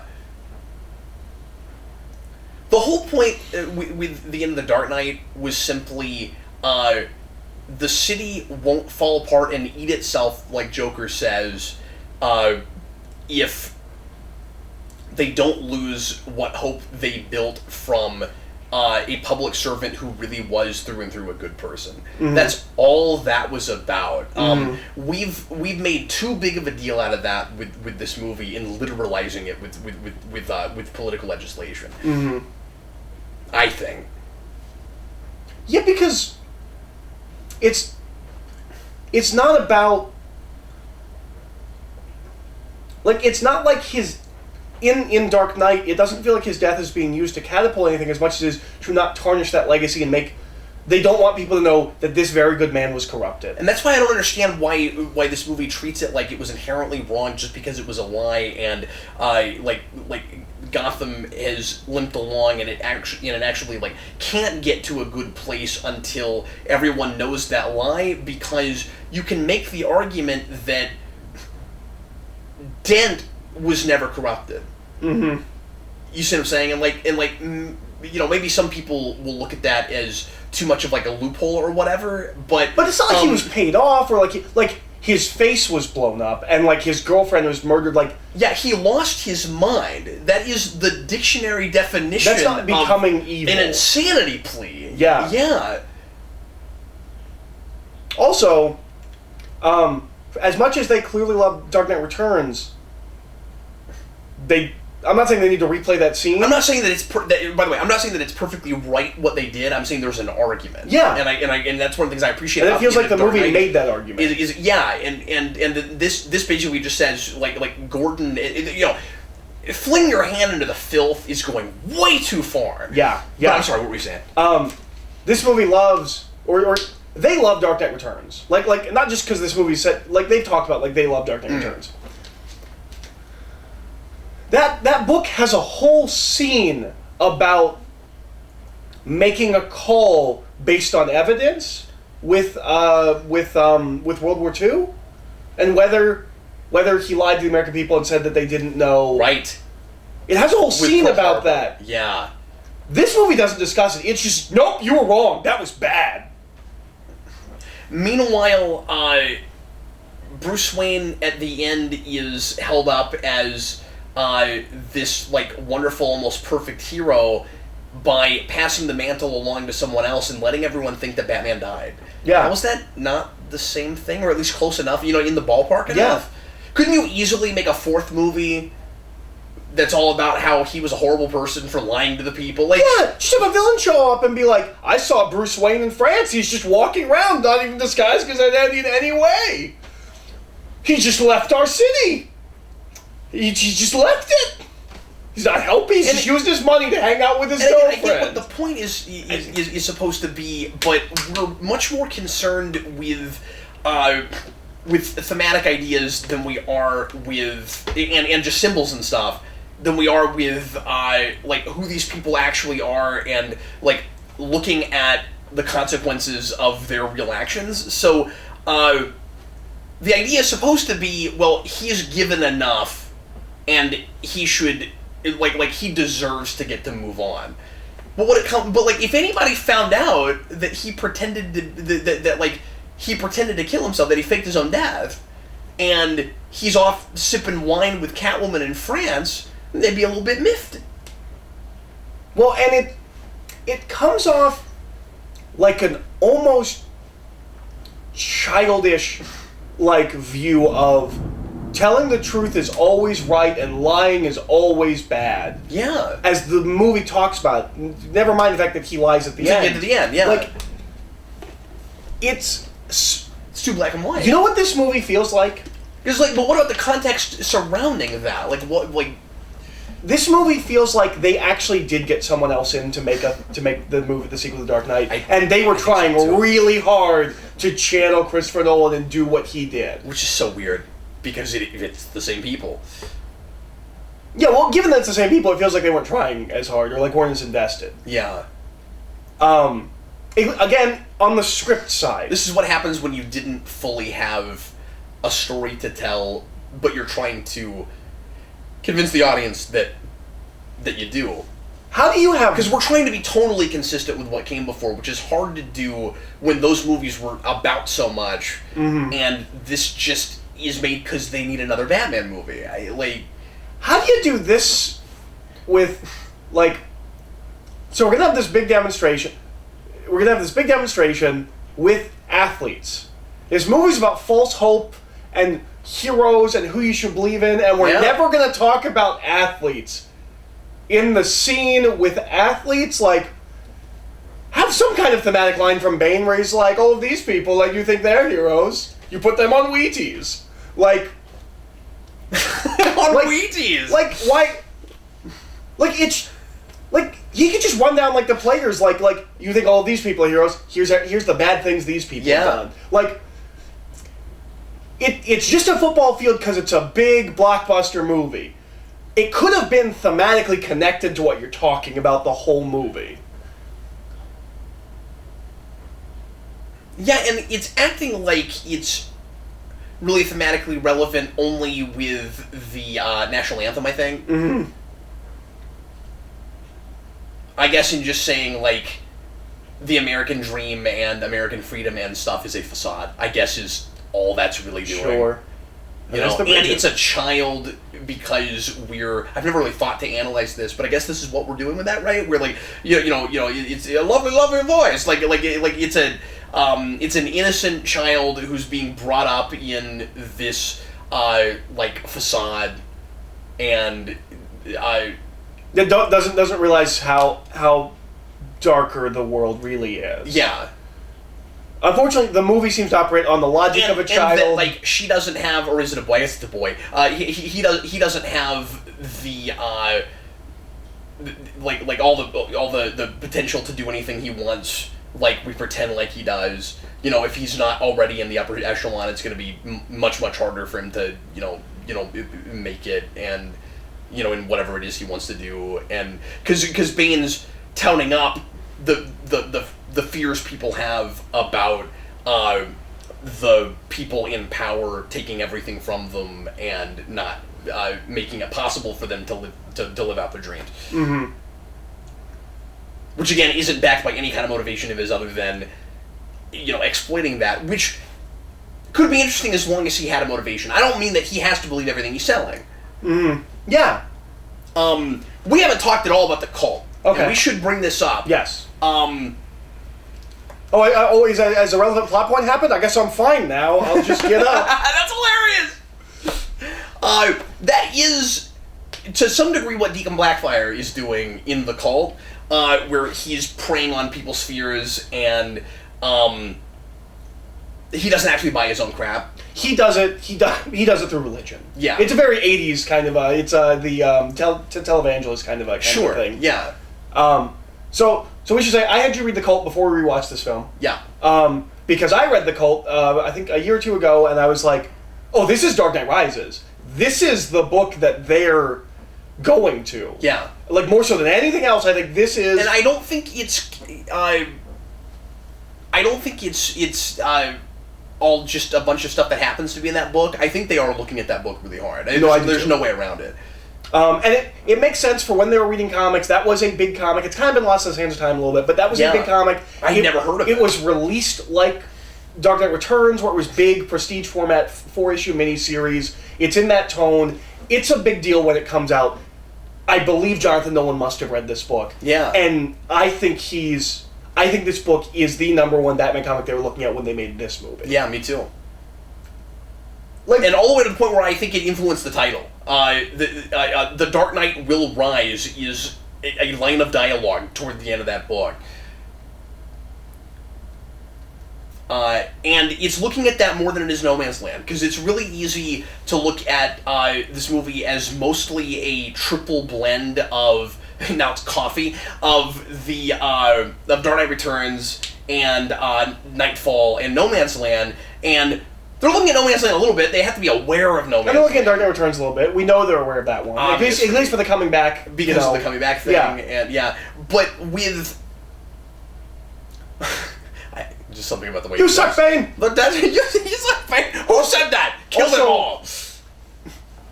None of them have the detonator. Yeah. What are we philosophically, thematically doing with that? Like... Not just that, what do they think is going on? Yeah. Because here's the thing.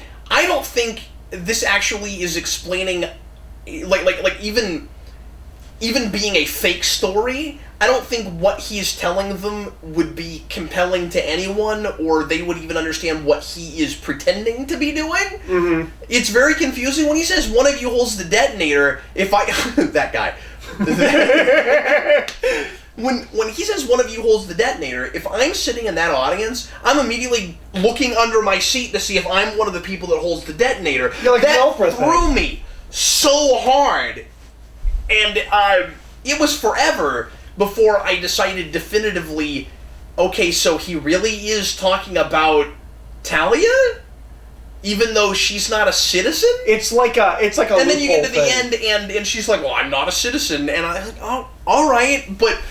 He should at the very least be like, I gave it to someone. I handed it directly to them. Like, well, and it's also, again, when unless the idea is supposed to be he's trying to make everyone think that someone has the detonator and they're not saying who it is and it's a random person, but then why wouldn't they say who it is? They should be trying to make them turn on each other. Yeah. And then, but when you get to the end, and Bruce Wayne, and then Batman's like, you never would have given it to a normal citizen. He doesn't say it like that. He says, you never would have given it to a normal citizen.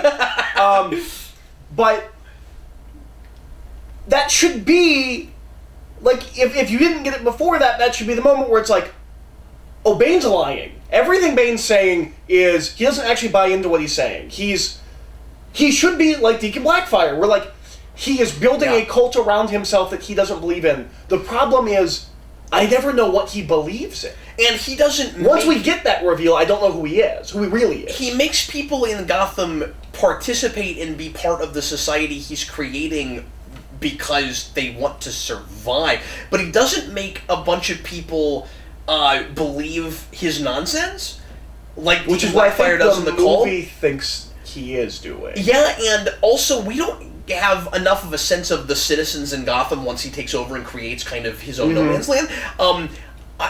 Throughout this, and I know you've talked about this before, I find myself wondering what people were watching who were working for him or people he brought in with him, and what person, and which of them he picked up when he got there. Yeah, and why do they all believe with an almost religious, fanatical It makes sense of that because it's literally religious. I don't know what the people in this believe. When Gordon says he'll show his true colors, I'm like, I never find out what that is exactly. And, like, am I supposed to think that... Does Gordon think that are we supposed to believe he's inspiring people and people believe in him? But don't worry, everyone will see he's actually a scary terrorist monster. It is Black Ink. Yeah, because he could have... I thought it was. Because he could have something of a point. And let's give Gotham back to the people. It's still as corrupt as it always was, and they've just duped you into believing that it isn't. And it's like, I think what it's trying to communicate is that we've taken the organized crime away and we've replaced it with corrupt government. Mm-hmm. But that's so oversimplified that it's not believable to me. And again, all of these people immediately come out and just grab guns, and it seems like they should be in prison. Like maybe they shouldn't have been put there the way they were put there. Seems like they should be in prison. So this is one of the biggest people are not using their brains and acting like real people things in the whole movie. Now, let me say that you can have a groupthink that happens when people are paranoid and horrified and where people are just like... I guess it's possible that if this had been going on for a while, more people would just buy into what Bane's saying because they need to survive. But this happening on day one, how is no one going, excuse me... Did you write that yourself? Can you prove that Gordon wrote that?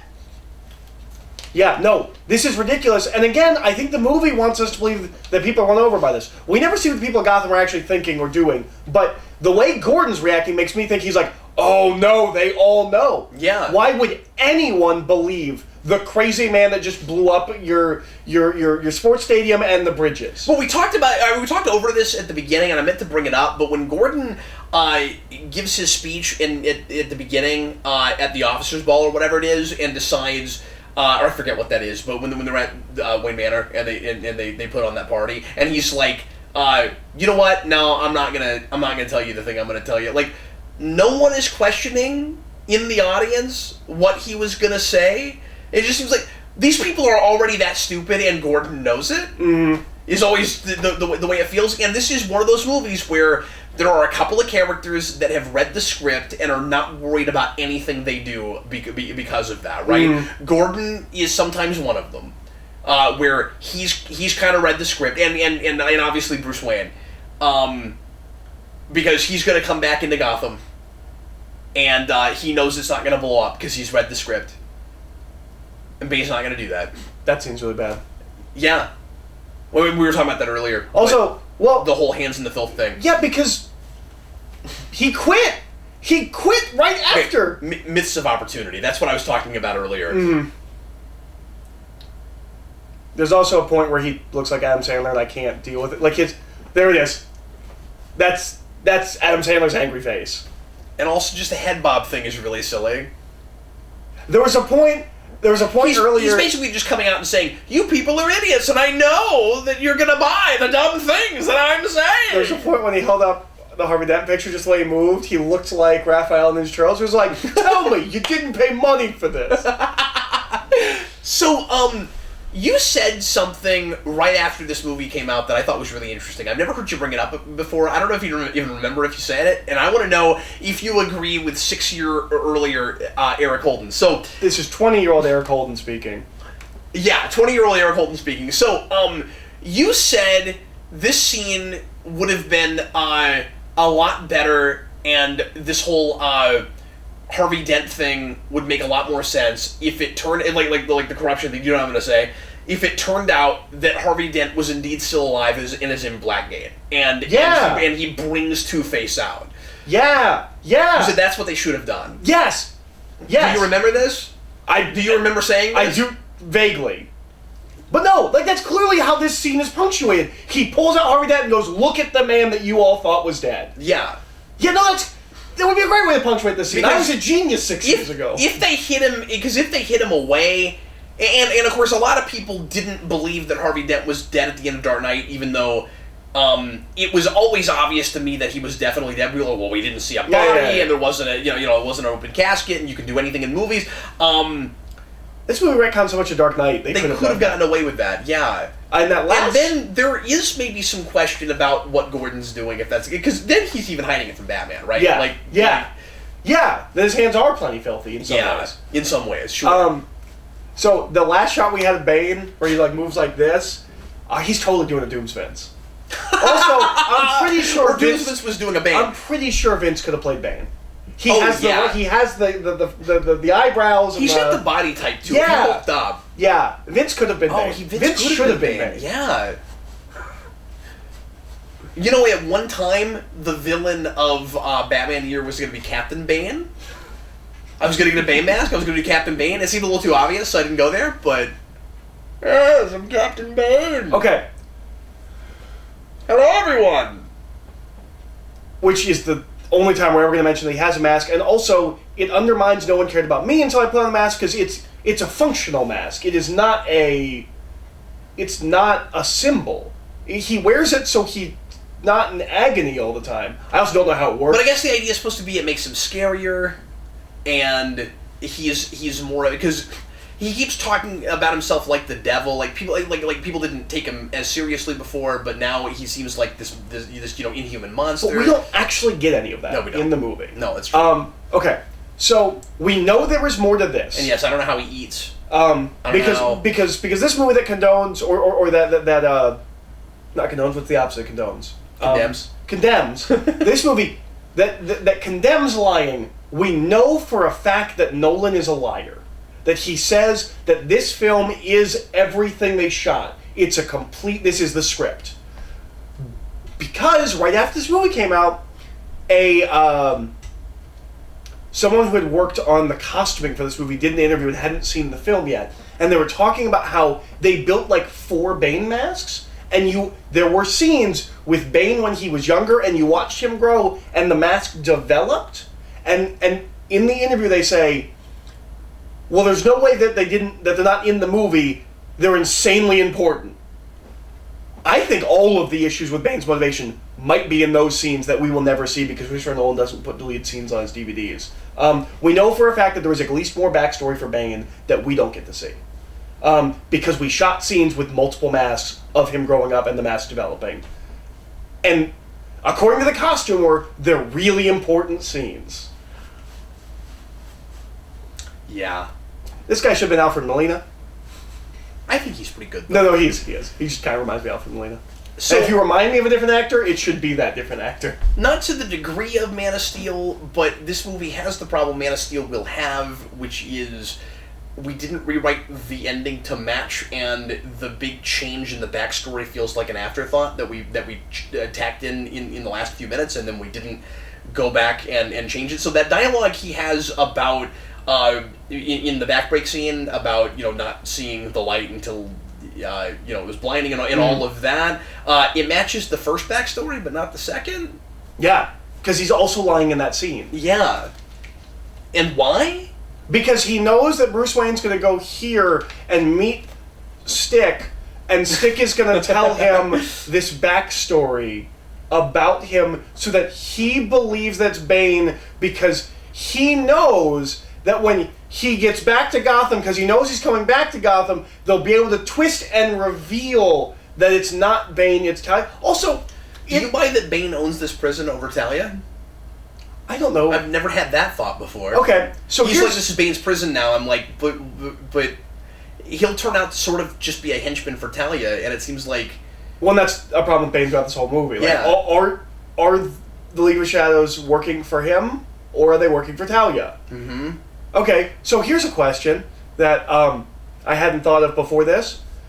If everything goes immediately according to plan, because all of this only works story-wise because Bruce Wayne goes back to Gotham. Yeah. When does Talia get to have her aha moment?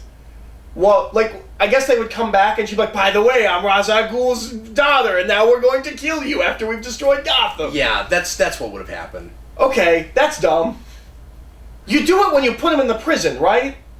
That only doesn't happen because it's a movie. I feel like as soon as, like I said earlier, as soon as you decide we're not going to do that gimmick, we're just not going to worry about having a big reveal that she was behind everything all along, immediately the movie gets less contrived. Yeah. Because you wouldn't be moving pieces around the way they do. Yeah, in order like to make it's... that work. Like, now talking through it, the idea that they would have to continue this fake backstory for Bane. Yeah. He has to lie to him when he's fighting him, so it lines up with the thing that Stick's gonna tell him in the prison. Awkward. The first time I saw it, we're like now I've got to like realign my whole everything, in order to follow this movie. That felt really counterintuitive to me. And we've seen reveals like that in a lot of movies. Again, I go to Fight Club all the time, where you've had a character telling you things about himself all the way through, and then you find out that a lot of it was a big lie. But all roads are ultimately leading there, and you go, oh yes, of course. When you get to the, especially when you see it again, and you see all the signposts and the breadcrumbs and stuff. You don't have that with this movie. It's just a twist for the sake of a twist, and it doesn't work as a twist. Because she's a character that shows up out of nowhere in this movie, and I think everyone knew was evil. My mom knew she was evil. The second she slept with Bruce Wayne, she's like, well, she's not Catwoman, so she must be evil. Yeah. I don't know if I know anyone that saw this movie that did not call that she was evil. They might not call that she was Talia, but they did not. Everyone knew she was evil from like the word go. And the whole it turns out to be Talia thing, and Bane had a son instead, or had a daughter instead of a son. That's only a reveal for comic fans. Mm-hmm.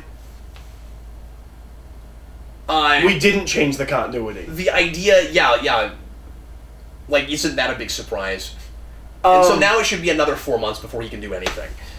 I mean... I cannot deal with that. I mean, I can't deal with how they fix it. Like, that's kung fu movie stuff. Like, yeah, I would buy it more in Begins. In this movie where Batman doesn't have cartilage in his leg... That's really difficult. And then on top of that, this happens. And he's just like, oh man, like that kind of stuff. No, he was in perfect shape. I'm with you. I already had a real hard time with that. But the fact that he drops on it, and it doesn't completely wrenches back out to the point where he can't move, and I don't mean that I can't handle a little bit of movie logic here and there when the story is otherwise compelling. We talked about this with Dark Knight, where you have that one bit that people like to point to. Well, these movies have done these kinds of things before, where Batman drops in that car. We talked about that when we talked about Dark Knight. But this is major plot point stuff. And that movie also... Sorry, go ahead. That movie also doesn't have a scene where it says, basically, because he ran around as Batman for 6 months, his legs ruined. Yeah.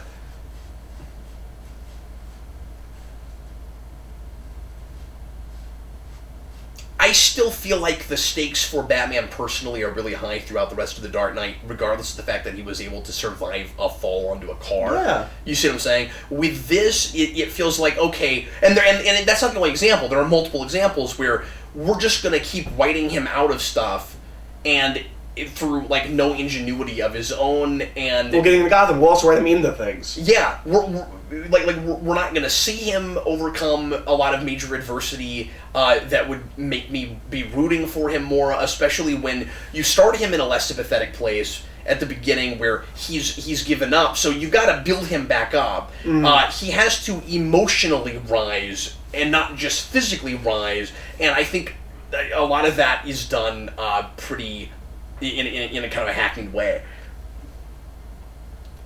I can probably do that bat symbol. I can probably draw that one. Yeah? Yeah, I can probably do that. The chalk bat symbol? Yeah, I can probably do that one. That one looks pretty easy. So where this is a little bit more No Man's Landy, and where I don't think it's just the cult, is with like the Scarecrow thing, with the Kangaroo trial, and all of that, where you do kind of get the sense that, and we talk about territories, that's not a thing in the cult. No Man's Land has... Not a thing in this either, it's mentioned. We just don't actually delve into it. Okay. And it's frustrating because it makes me want to see that. I'm not saying we didn't look at No Man's Land at all, but when I read that, I was like, of course. oh, this is where this movie comes from. No, I know, but it's just frustrating that we don't get to live in this section longer, because a completely cut-off Gotham that's run by different factions of crazy people and the police and stuff. All the politics of that are fascinating, and that's why I love No Man's Land. Is this new makeshift society and the Lord of the Flies-ness of it, which is funny because I don't like Lord of the Flies, but.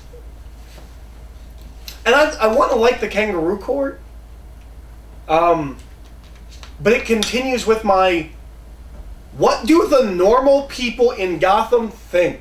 Because I don't believe anyone is going along with this. And if they are... I get the sense they're all just kind of, like, in their houses cowering, right? Well, and if they're not, if they are going along with this, it completely fundamentally undermines the message of the Dark Knight. And if they're going along with this, are they worth saving? Terror shows up and says, like, this is how it's going to be, and they're like, yeah, sure. Do they deserve to be saved by Batman? You got a guy at the beginning of Dark Knight saying criminals in this town used to believe in something. Meanwhile, you get into this movie and everybody seems like lemmings. Mm-hmm. And maybe the idea is supposed to be that they've lost their humanity more in the last 8 years, where we're pretending like everything's okay, but it's more corrupt than it ever has been. But there's no way that affects normal people. I don't think so either. Like, that kind of thing affects, like... It's not going to change the chemical makeup of how their brain works. Like, no, and that kind of stuff will affect, like, the rich people and, like, the people that are involved in that side of society. If this happened, not the Bane stuff, but if they passed a law where they just threw people into prison and it turns out all of those people were actually criminals... That affects our lives not at all. This hang them where the world can see thing, that comes right out of the call. Yeah. Which is part of the reason that you hand it to me, because they just take that right out of it. Yeah. It is creepier in the call. Yeah. Because they make it about Christmas, and it's this twisted, they call it like a twisted Yuletide thing, and it's horrifying, and they do it with Christmas lights, and I'm like, no. Which you could have done in this because it's Christmas time. Yes, or because it's at least winter. I don't know if it's Christmas and that's why time, it's winter, isn't it? Because of this? I think probably so, yeah. Yeah, you shouldn't be able to do sit-ups right now. I implore anyone, whether you like or don't like this movie, you should read The Cult. Yeah, absolutely. It's just interesting how much of that book... And it wasn't talked about when we were coming into this, the way that Long Halloween or Dark Knight Returns, not Dark Knight Returns, Batman Year One was with Begins and Dark Knight. And it's pretty excellent. I'm going to talk about it on the next Omnibus. I actually want to talk about a different comic book art for a moment. Yeah, go right ahead. Which is a book called Prey, which I believe it's in the first 25 issues of Legends of Dark Knight. Yeah. And it is the book that a lot of people thought the next movie was going to be inspired by. Interesting. Because it would have made perfect sense to be the next chapter in the Dark Knight story, or in Nolan's Batman series. It's set early Batman, roughly after Year One. The cops are all chasing him, and they bring in Hugo Strange to psychoanalyze Batman and go after him. That would have been great. And they reprinted it like a year before this movie came out. And people were like, okay, that's confirmed. Like it's gonna be based on Prey. Wow, that would have been cool. Yeah. And Hugo Strange could easily exist in this world. Obviously. Yeah. That's. I mean, it would make a lot of sense to have a psychologist villain in this world. You know what I will give this movie? He looks 8 years older. Yeah. I mean, it helps that it was 4. Yeah. So it was long enough that the actor is not going to look exactly like he did the last time you saw it. Mm-hmm. That helps that.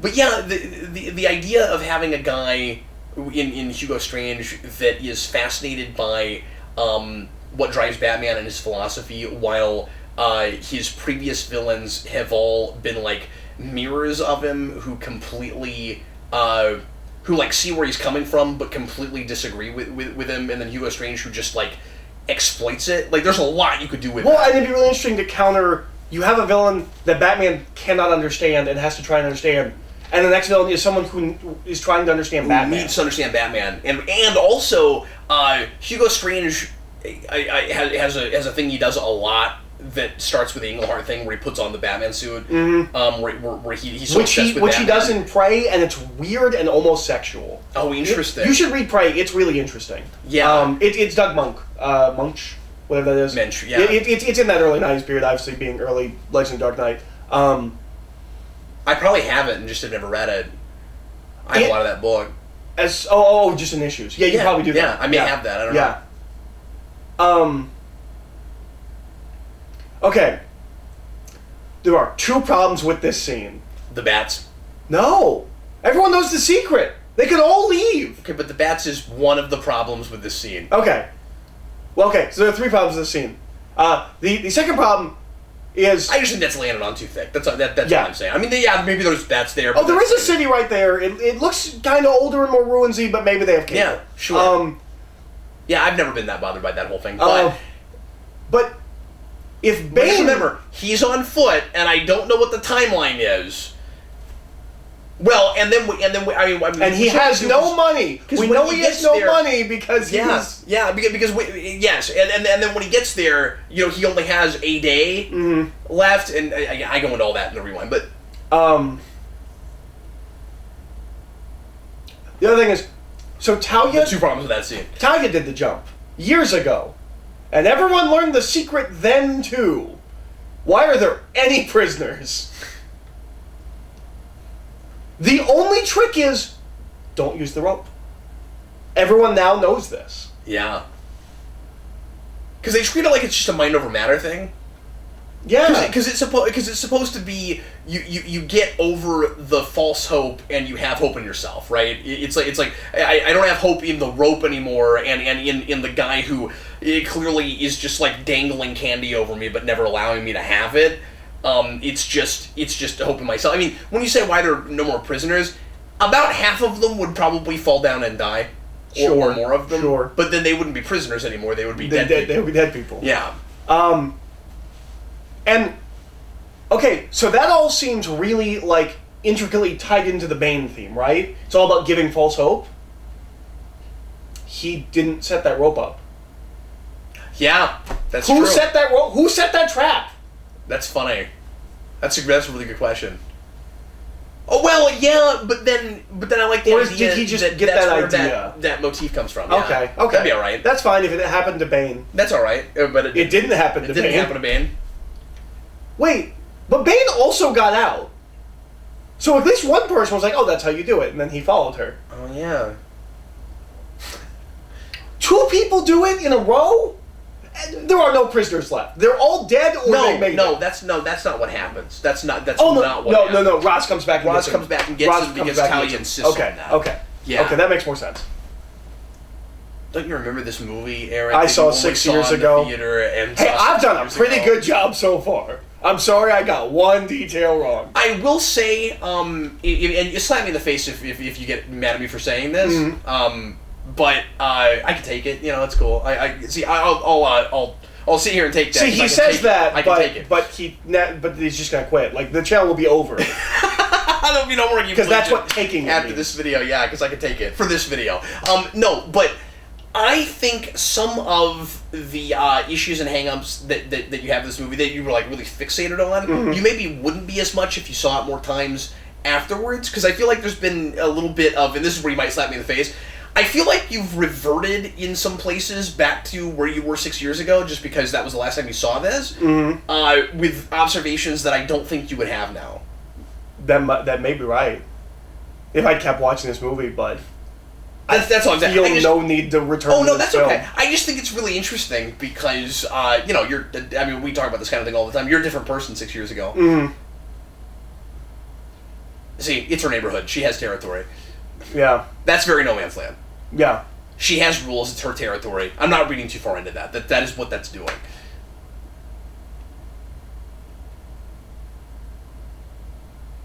I was going to save that for later, but now it's going to go bad. This is the part where it feels like there's a massive section missing.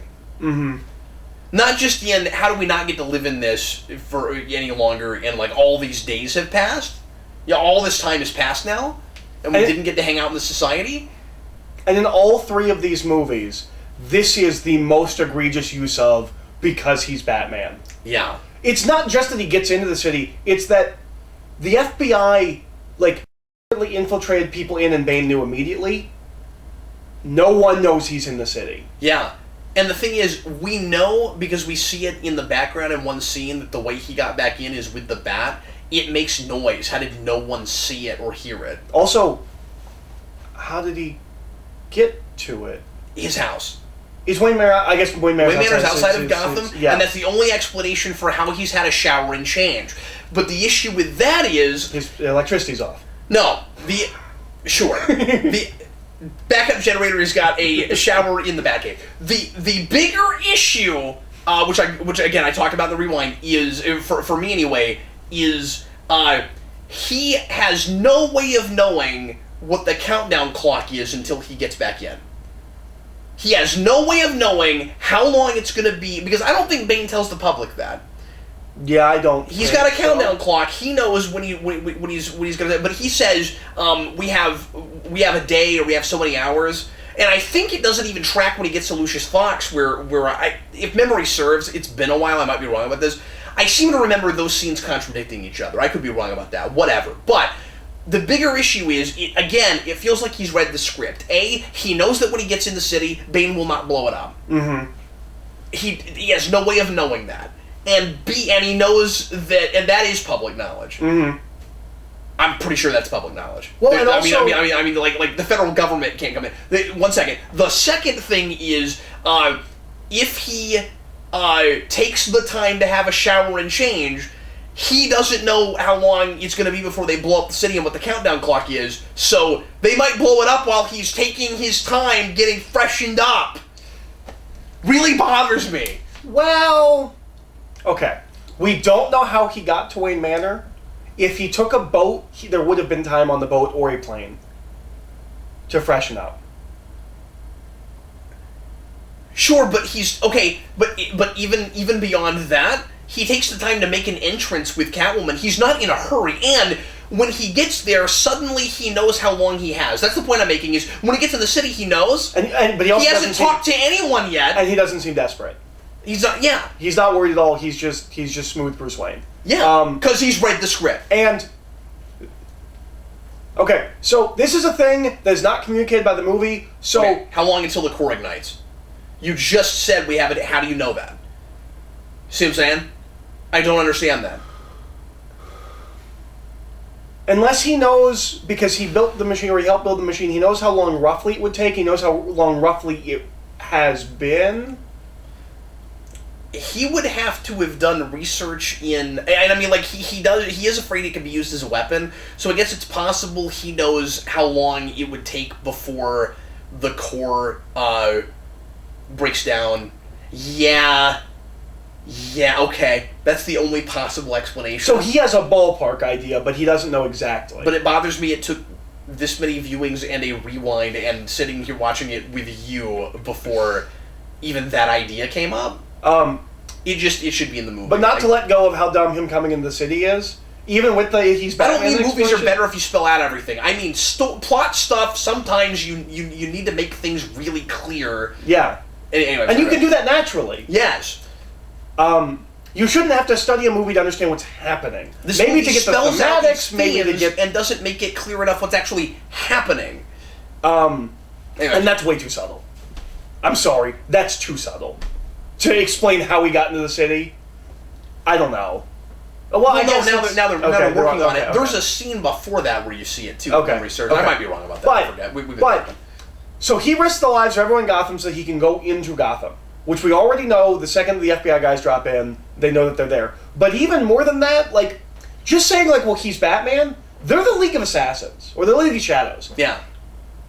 They all should be somewhere in the ballpark of as good as he is. At least Bane and Talia. I don't know whether they're actually the League of Shadows or if they're just mercenaries. Yep. Because they don't dress or fight or act like the League of Shadows. But if they're just mercenaries, why are they willing to die for Bane? Yes. Oh, and you know what else he took the time to do? Firebat. Yeah. Yeah. That feels so... Like, that is Daredevil, right? Like, yeah. That is so far from this... From the, like, intelligence level that these movies operate on. And now he's going to fight Teal'c. Is that who that is? That's Teal'c. Oh, cool. And he was supposed to have more to do. I feel like he's missing like a big thing in the center of his forehead. He just... Yep. He is. It's just like... I love him so much. But yeah, he was supposed to be one of Bane's big, like, right-hand men, and then for whatever reason, they cut him out of the rest of the script. I see. So it's a little bit weird that he just shows up here, but... Also,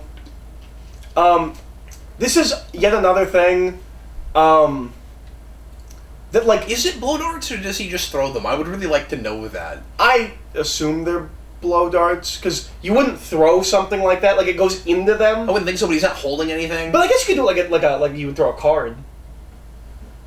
I'd love to see Batman do this motion. Like maybe, Gambit. but it's weird because I mean, if it's weighted, I guess you could make sure that the pointy end goes in. Yeah. But anyway. I had a thing with this. Oh, okay. So this is a constant problem with this movie. Yeah. Of it wants to be about false hope, right? Yeah. And that's what the ice is. Right. Of course. But they all know they're gonna die. Like every instance of false hope in this movie, it's dumb. It's not actually false hope. None of them think they're getting out of the city. How is this supposed to drive home? Nobody seems to buy into what he's selling at all. And the thing, so the big difference between Bane and the big bad guy in the cult, Deacon Blackfire, is that the guy in this creates this religious cult where people worship the ground he walks on and thinks that he's a messiah sent from heaven, right? And throughout it, he's using them for his own means, and he ends up taking over the city, and he gets half the city after he's murdered the city council to believe that he's a good person, that like it's good that he's there, and he's like keeping the peace, and it doesn't matter what his motivations were and how he got there. That's what Bane should be. Mm-hmm. Even if it's not religious, there should be more discussion about the point that he has, and that his way may be a better way because he really is giving Gotham back to the people. It seems like it's all just a bunch of pointless rhetoric because he's holding the city hostage with a bomb. Blackfire doesn't do that. He just simply takes it over, and now he does end up like blowing up the bridges and things. And cutting it off from the federal government, them to... but only after he's riled enough of the city around him and got them behind him. If you're going to make a revolution, it's not a true revolution movie. And again, I realize that his revolution is a false one, but Blackfire's is too to some degree. Mm-hmm. We should believe that anyone can believe what he's saying. Yeah, because I don't even fully know what he's saying. But I also don't believe that anyone's convinced by his rhetoric, except for the crazy people and the criminals who I don't think believe him. They're just like, yeah, we're free. I'll run around and be like crazy. Like I'll do that. What do the people of Gotham think is happening? There are people on a personal level who are complaining about the 1% stuff and things like that, but okay, so Selina is interested in what Gotham would look like under Bane. Mm-hmm. She's kind of the one representative of that idea of like, no, I could probably live okay in that world. Mm-hmm. Maybe I'd like to see what that's like. But she's a fend for herself person. Like, yeah, you take Selina and drop her in the medieval ages, she'll do okay. Normal people aren't like that, and the normal people are the ones that are supposed to be being made an example of. I don't believe anyone has this false hope that Bane talks about. Real minor thing that I don't know if we've ever talked about. I don't recall ever talking about. Yeah, because I guess the false hope is just simply maybe the person you gave the detonator to doesn't set off the detonator. Like, yeah, I don't. Like, that feels more jokery, right? Like, it feels like you do that, and they'll turn on each other, and you show how quickly and easily people turn on each other. But it's not. Yeah, and you don't have anybody going around trying to figure out who's got the detonator. You'd think there would be this massive game of who's got the button being played. It's almost like you forget about it until Batman's like, you would never give that to an ordinary citizen. Like, yeah. Okay. But real minor thing I'm not sure we've ever talked about. How do you feel about the flip-up goggles? I don't have. Are they too cutesy for you? No, we've talked about that. No, I think it's all right. I like them. I know some people were like, that's way too cutesy. I like them.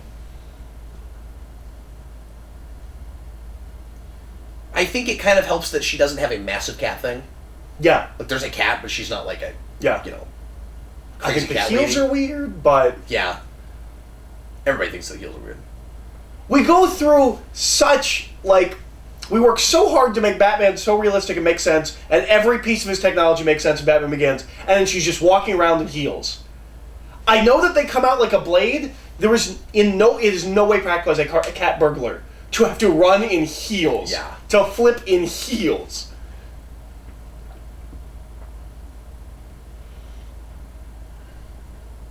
What's up? Is that part of that, like, guys writing women who don't really know how to write women? I think it might be guys kind of costume designing women, because obviously she's going to look better in heels from behind in a tight leather outfit. I think that's totally a possibility. Yeah. It's just the thing about the heels is the rest of, like, the only other costume character we have is Batman, and we so meticulously designed all of that to make sense and be practical in a somewhat real-world sense. Bane's costume is not a costume. Yeah. And then we get to Catwoman, and she looks coat, like she could be in any other superhero movie. And it just... It feels like they dressed her like that because she'd look hot. And they didn't care about the practicality of it. Okay, so we have cops on one side. Who is on the other side? Who is the other people? Is it only the criminals, or are the citizens of Gotham, have they been turned and they're on the other side of that wave as well? Yeah, I think some of it is supposed to be that, but it's very hard to tell just watching the film. Wait, he doesn't use guns, but let me shoot this missile thing?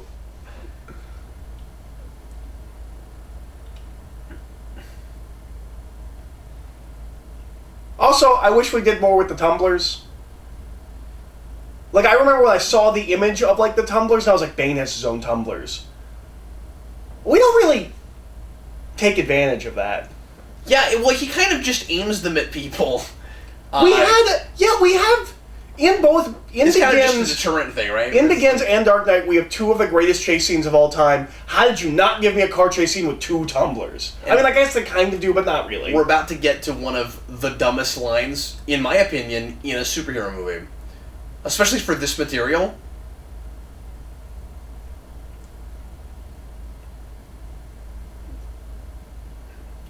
And then look how staged this looks. Yeah. And then immediately they just start fighting, and it's like this costume doesn't look as like, bad as I remember it looking in this lighting. Like, I remember this looking really bad. Like, I'm not saying we're just used to it now. Yeah. I mean, like I still say it's way too busy. It looks fine in the Dark Knight because you don't see all the intricate working in it, but I remembered seeing that more, and maybe that's because it was on a big screen. Yeah, but like, sure. I remember it really sticking out to be like, oh, that costume does not look good in the light. But like I said, the exchange is really silly. It feels like kids playing with action figures. You come back to Diary City. No, I'm here to stop you. And then it feels like they're waiting for someone to like count down to 3 or shoot the gun in the air so they can start fighting. I really like how a lot of this movie is shot and set up and choreographed. That I'm not looking at a movie anymore. I'm watching people on the day making something. And you could have made that make more sense because they're both martial artists. Like you could have done something with that where like it would be like an honorable fight or something like that. Yeah. But why is it just these two guys fighting in the middle of everyone else in the street fight? And I think that scene is kind of a microcosm. Part of the issue with the whole movie is when we get to the end of Begins and we get to the end of The Dark Knight, when Batman comes against his opponent, there is a philosophical back and forth. Yeah. You've come to die with your city. No, I've come to stop you. Begin and end of it. Yeah. There's just nothing between these guys. And there's so much stuff that could have been. Also, how does Batman not show up, get a megaphone, and start making a speech? Yeah. Isn't that what you do? And he's the symbol. And then rally the people. Yeah, and then we'd have a sense of who's on what side and how the people feel about it. And he should be like, hey everybody, there's this bomb that's going to go off in half an hour. Maybe you should start fighting each other and like help me out or run or something. How is there not a... Even if it's not like... philosophical, like, Bane is wrong, and you thought the city was bad and corrupt, now look what you've let happen to it. This guy's pretending like he's not in charge. Clearly he's in charge. Really what should have happened is they brought up podiums, they had a debate. They should have just back and forth, take questions from the crowd. And then Bane's like, who do you see Batman with all the time? Criminals. Yeah. Obviously, this is dumb because if I saw a dude with a mask, the first thing I would do was go with his mask. Yeah. Why didn't he hit him in the face? And as much as we love the backbreak scene, how did he not immediately go, trying to wail on that mask?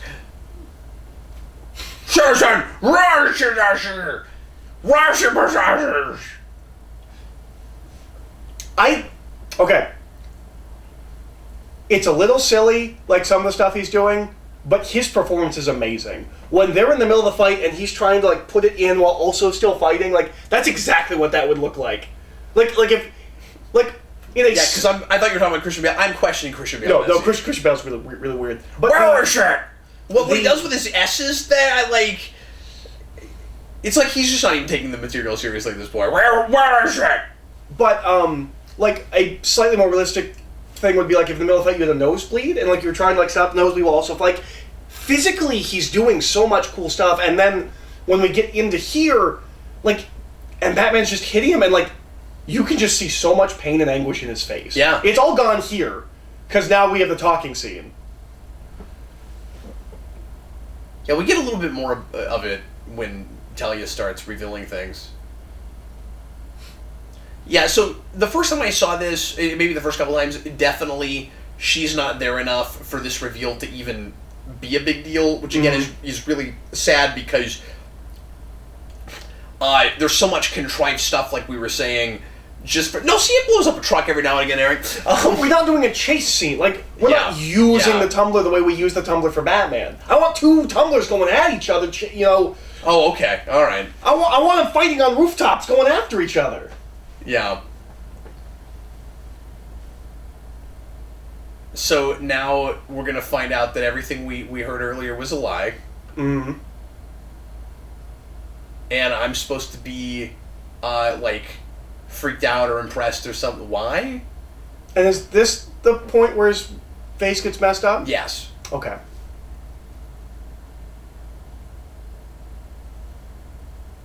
Now, I do think it's pretty cool that they got a child actress where you couldn't tell what gender it was. Yeah, but can I complain about that child actress for just 1 second? Her lips look like his lips, not her lips. I think she looks close enough to each of them. Okay. I mean, that's hard to do. Yeah, I know. I know. No, that's pretty cool. That's real nitpicky. I just I looked at her face. I was like, no, she looks like a young Bane. Why? Oh, why? You saw only a monster. What about him was a monster? Was it the physical deformities? Is Ra's al Ghul all about no? You have to look great. I only get attractive looking people into the League of Shadows.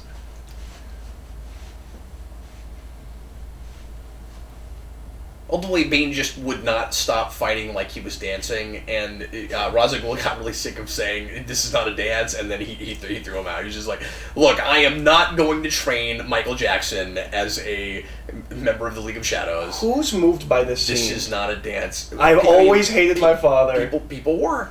I know they were. I just mean, really on that academic level, why? Yeah. And again, I must have been so thrown together. I must have been on first viewing because I walked out best of the trilogy. It immediately fell apart, but it had to have worked for me in the moment, it didn't for me because I right away I was like, really, we just summed up her motivations in 5 seconds. Or I was just lying to myself, and I was like, this is going to be the best of the trilogy going in, and through the whole movie I'm telling myself this is the best of the trilogy, and I walk out and it's the best of the trilogy, but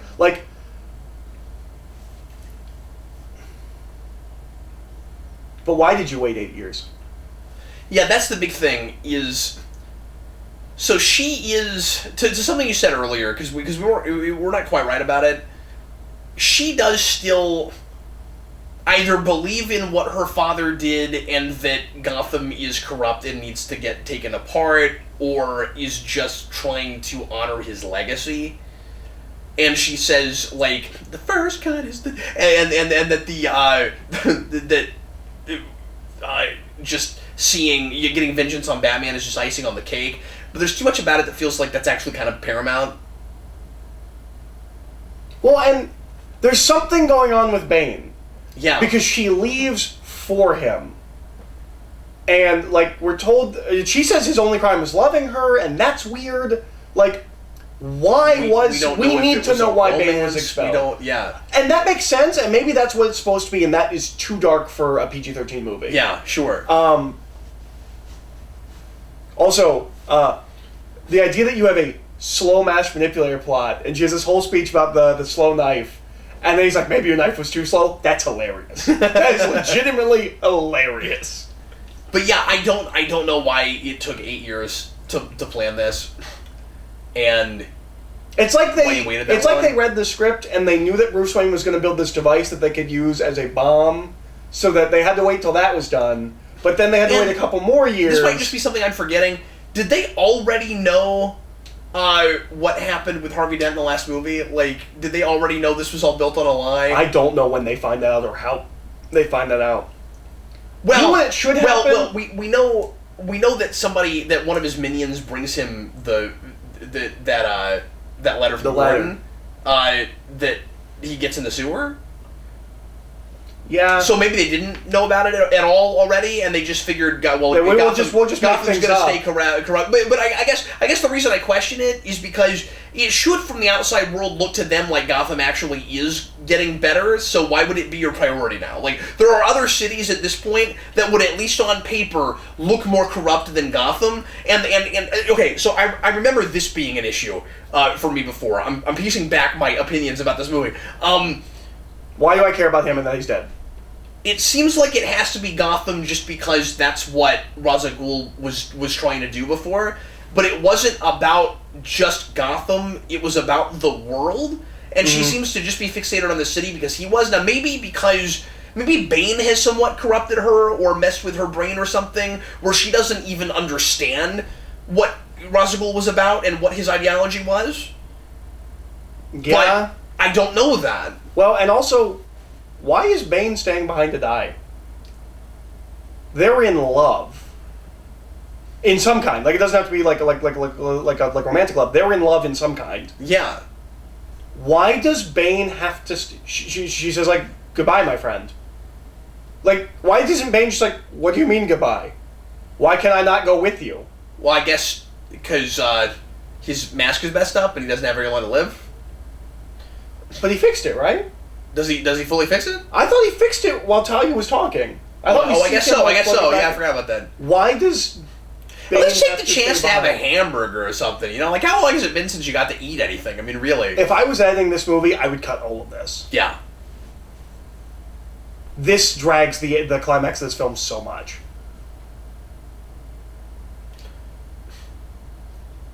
But it's more about the ideas it represents than it is about actually telling a story. And I have to believe that this guy can be Batman. Yeah. Because the idea is supposed to be following orders versus doing the right thing, and he doesn't have any fear, and...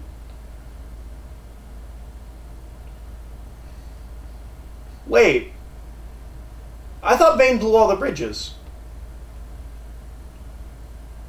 He didn't blow them all. He had people standing at them. But we saw them blow up and sink into the sea. Yeah, was it all of it? Yeah. Yeah. What is that bridge? I'm not sure. And why did he blow that one up? Yeah. I guess I don't know that. Did he leave one bridge just so anybody might try cross it? Like, is that again like supposed to be like false hope? Where like, I will leave one bridge that you can try and cross if you can get past my gods. I need Bane to do that in this movie. By the way, I need him to That's great. I will say I'm a little surprised that we're already as close to the end as we are. As long as this movie is. Yeah. Or do you feel like we've been doing this for quite a while? Like, less so that we're almost at the end, but like certainly in the middle. Like, yeah, we're still watching this movie, and also at the same time, it's not long enough because I feel like there's a bunch of stuff missing. There's so much stuff that seems to be missing. Yeah, but I don't know how much. Like, and there is clearly stuff missing, but I don't know how much that stuff actually would entirely fix this. Yeah, well, and I'm not sure how much of it is it's actually missing, or it's you really needed a scene here and you never wrote one. Mm-hmm. Don't get me wrong, I'm not saying there's an hour of this movie that's cut. I'm saying there's an hour of this movie that needs to be here to flesh it out right. And that doesn't mean that there's not stuff you could have cut either. This is not a super tight movie. I mean, I think there's things that you didn't necessarily need. And so much stuff that just, again, is about thematic stuff that is kind of bogging down the story. Like, is the clean slate thing really necessary? Like, it's just a question I'm asking. Where it's like, oh, look, we've got two characters that both are, wanting to move on from their lives and not do the things they've been doing before. Okay, I don't want to dog on Nolan because I think he's a good filmmaker as a director. All of this looks like it could be in a fake commercial. I don't mean like CG like quality or whatever, anything like that. This looks like if you were gonna do a fake commercial that like starts in a movie scene, whenever we play something, we try to make it look like it's a movie, and then it's like, oh, a cell phone's ringing or something like that. This is the most like staged action. Like there's missiles and they're hitting. It's pretty staged. I'll agree with that. I mean, it looks good. No, it looks. I'm not saying it looks, but like this is the sequence I would come up with if somebody asked me to like make a fake action scene for a commercial. They built a full-sized bat and put it on a green truck. Yeah, I mean, it's crazy. Yeah. Like, I'm not saying they couldn't build bad. a thing like that would fly, obviously, but they put it on the street and they shot that practically as often as humanly possible. That's amazing. Yeah, absolutely. And then I think there were maybe model ones, and I'm sure there's a little bit of CG, but I can't remember with that. But there is actually a lot of miniature work in this movie in an age where we don't do that anymore, and it's really cool. I'm not saying it looks bad as much as it just like it feels generic. I wanted to tack that it feels generic, and this was a terrible position to leave your villain in. Like this, yeah. Like why? Like okay, maybe that's more realistic. I don't. She looks like the girl at the end of the cage. Yeah. When you reveal that she's actually, spoiler alert, that she's decrepit and falling apart, and because they didn't know how to put the pieces back together right.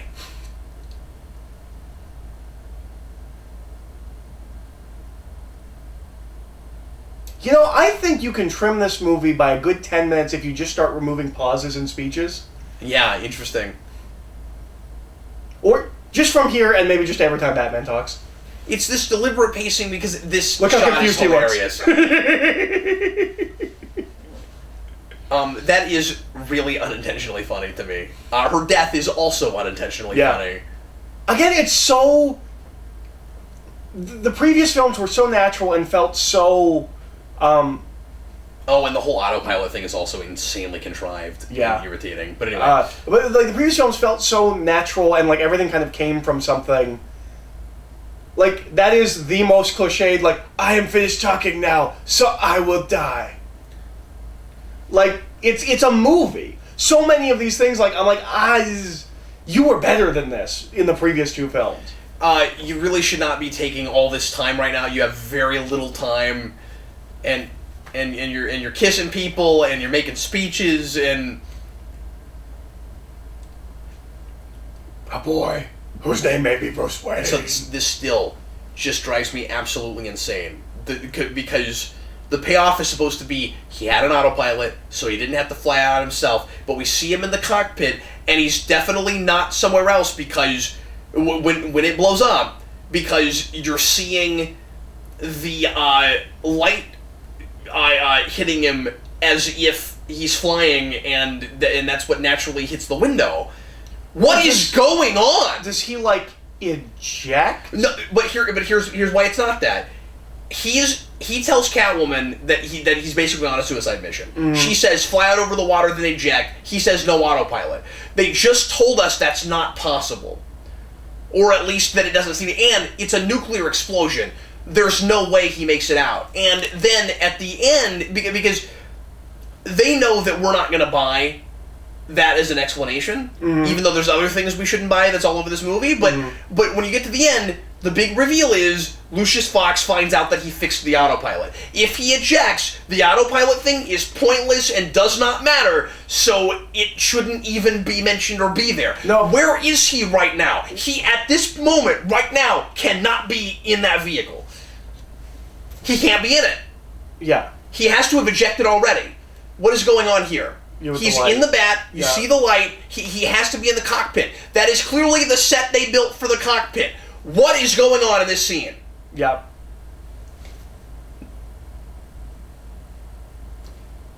It's just cheating. What a cheat! Yeah.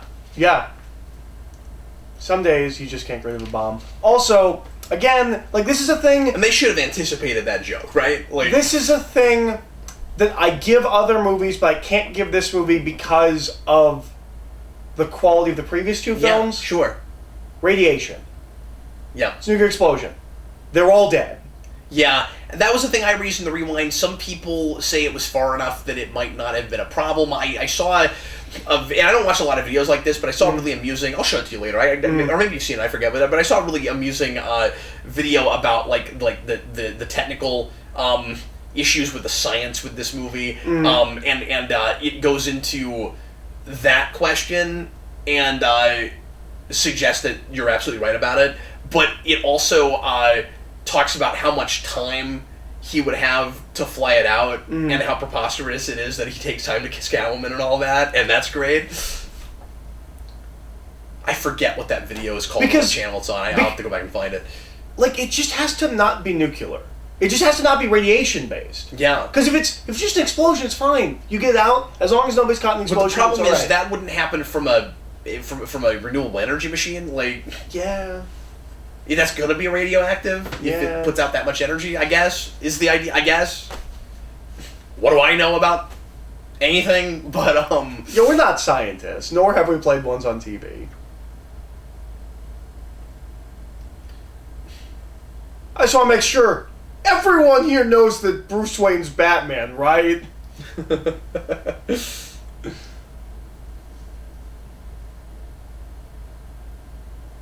I think this scene is unintentionally really funny.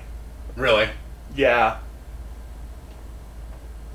Maybe it's because I'm not emotionally invested in any of this, but I think that scene's kind of really funny. Yeah, and do you buy that would be his reaction? That he wouldn't maybe ultimately be proud of him, even though that's not what he wanted him to do? Like, I just... Yeah. That's a question. Like, even thinking it... Because, yeah, it worked out the way he thought, except he didn't think he'd win. What he thought was, you're just trying to recapture former glory, you're not Batman anymore, you need to find some other way to help the world. Well, he saved Gotham when nobody else could, so you're saying... What he's saying in that scene is... Because he's not talking to Bruce Wayne, he's talking to the parents. Am I right? When he says, I failed you... He's talking to the parents. He's looking at their graves, not Bruce Wayne's. Okay. I'm pretty sure I'm right about this. Okay, that's fair, yeah. I'm so sorry I failed you. He means as a parent. I'm pretty sure that's how that scene is meant to be read. Okay. What he's saying is, I'm sorry that I failed you and your son died, even though the city didn't blow up. Yeah. Yeah. It's a lazy scene.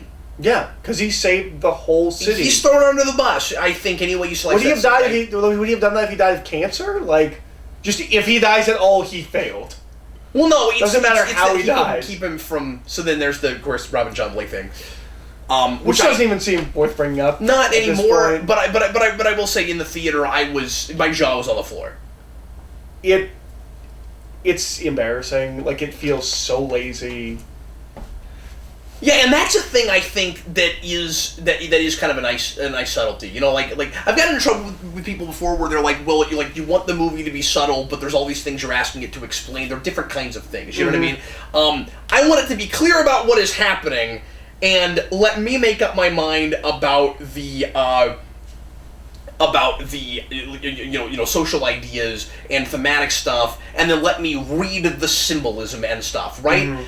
He's clearly Robin. Yeah. You don't need to come out and say that in any way. I guess we are talking about it. I mean, unless you don't have to be cutesy about it. Just name him Dick Grayson.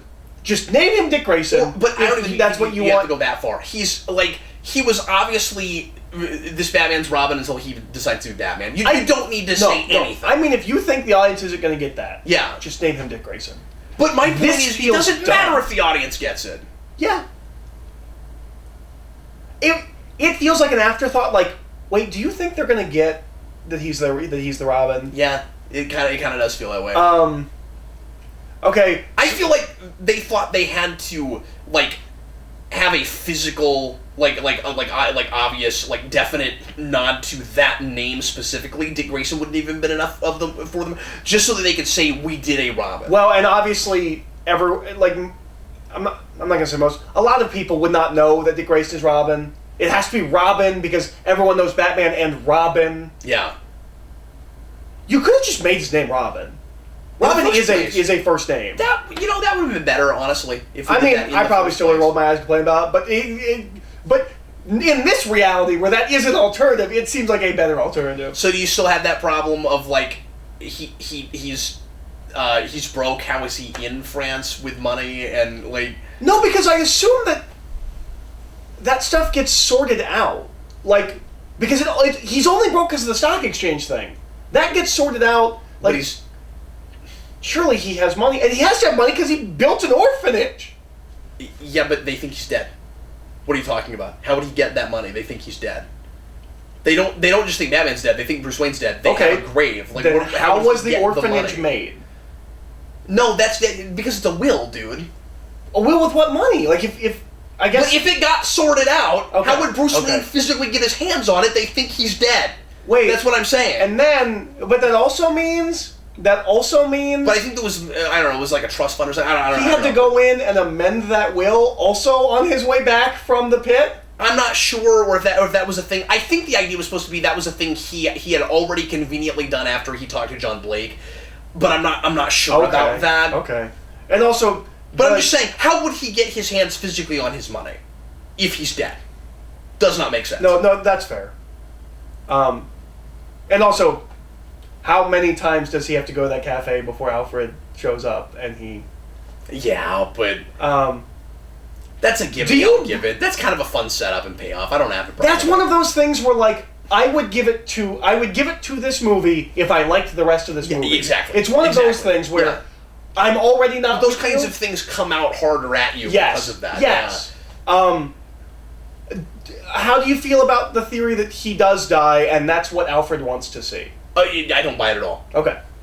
I even talked about that in the rewind. I think that is so preposterous and ridiculous. He's never met Selina Kyle. Makes no sense. That's true. She's in that scene. That's true. That's not possible. That's not what's going on there. Also, the idea that you would spend no time with a character that then at the end has a vision.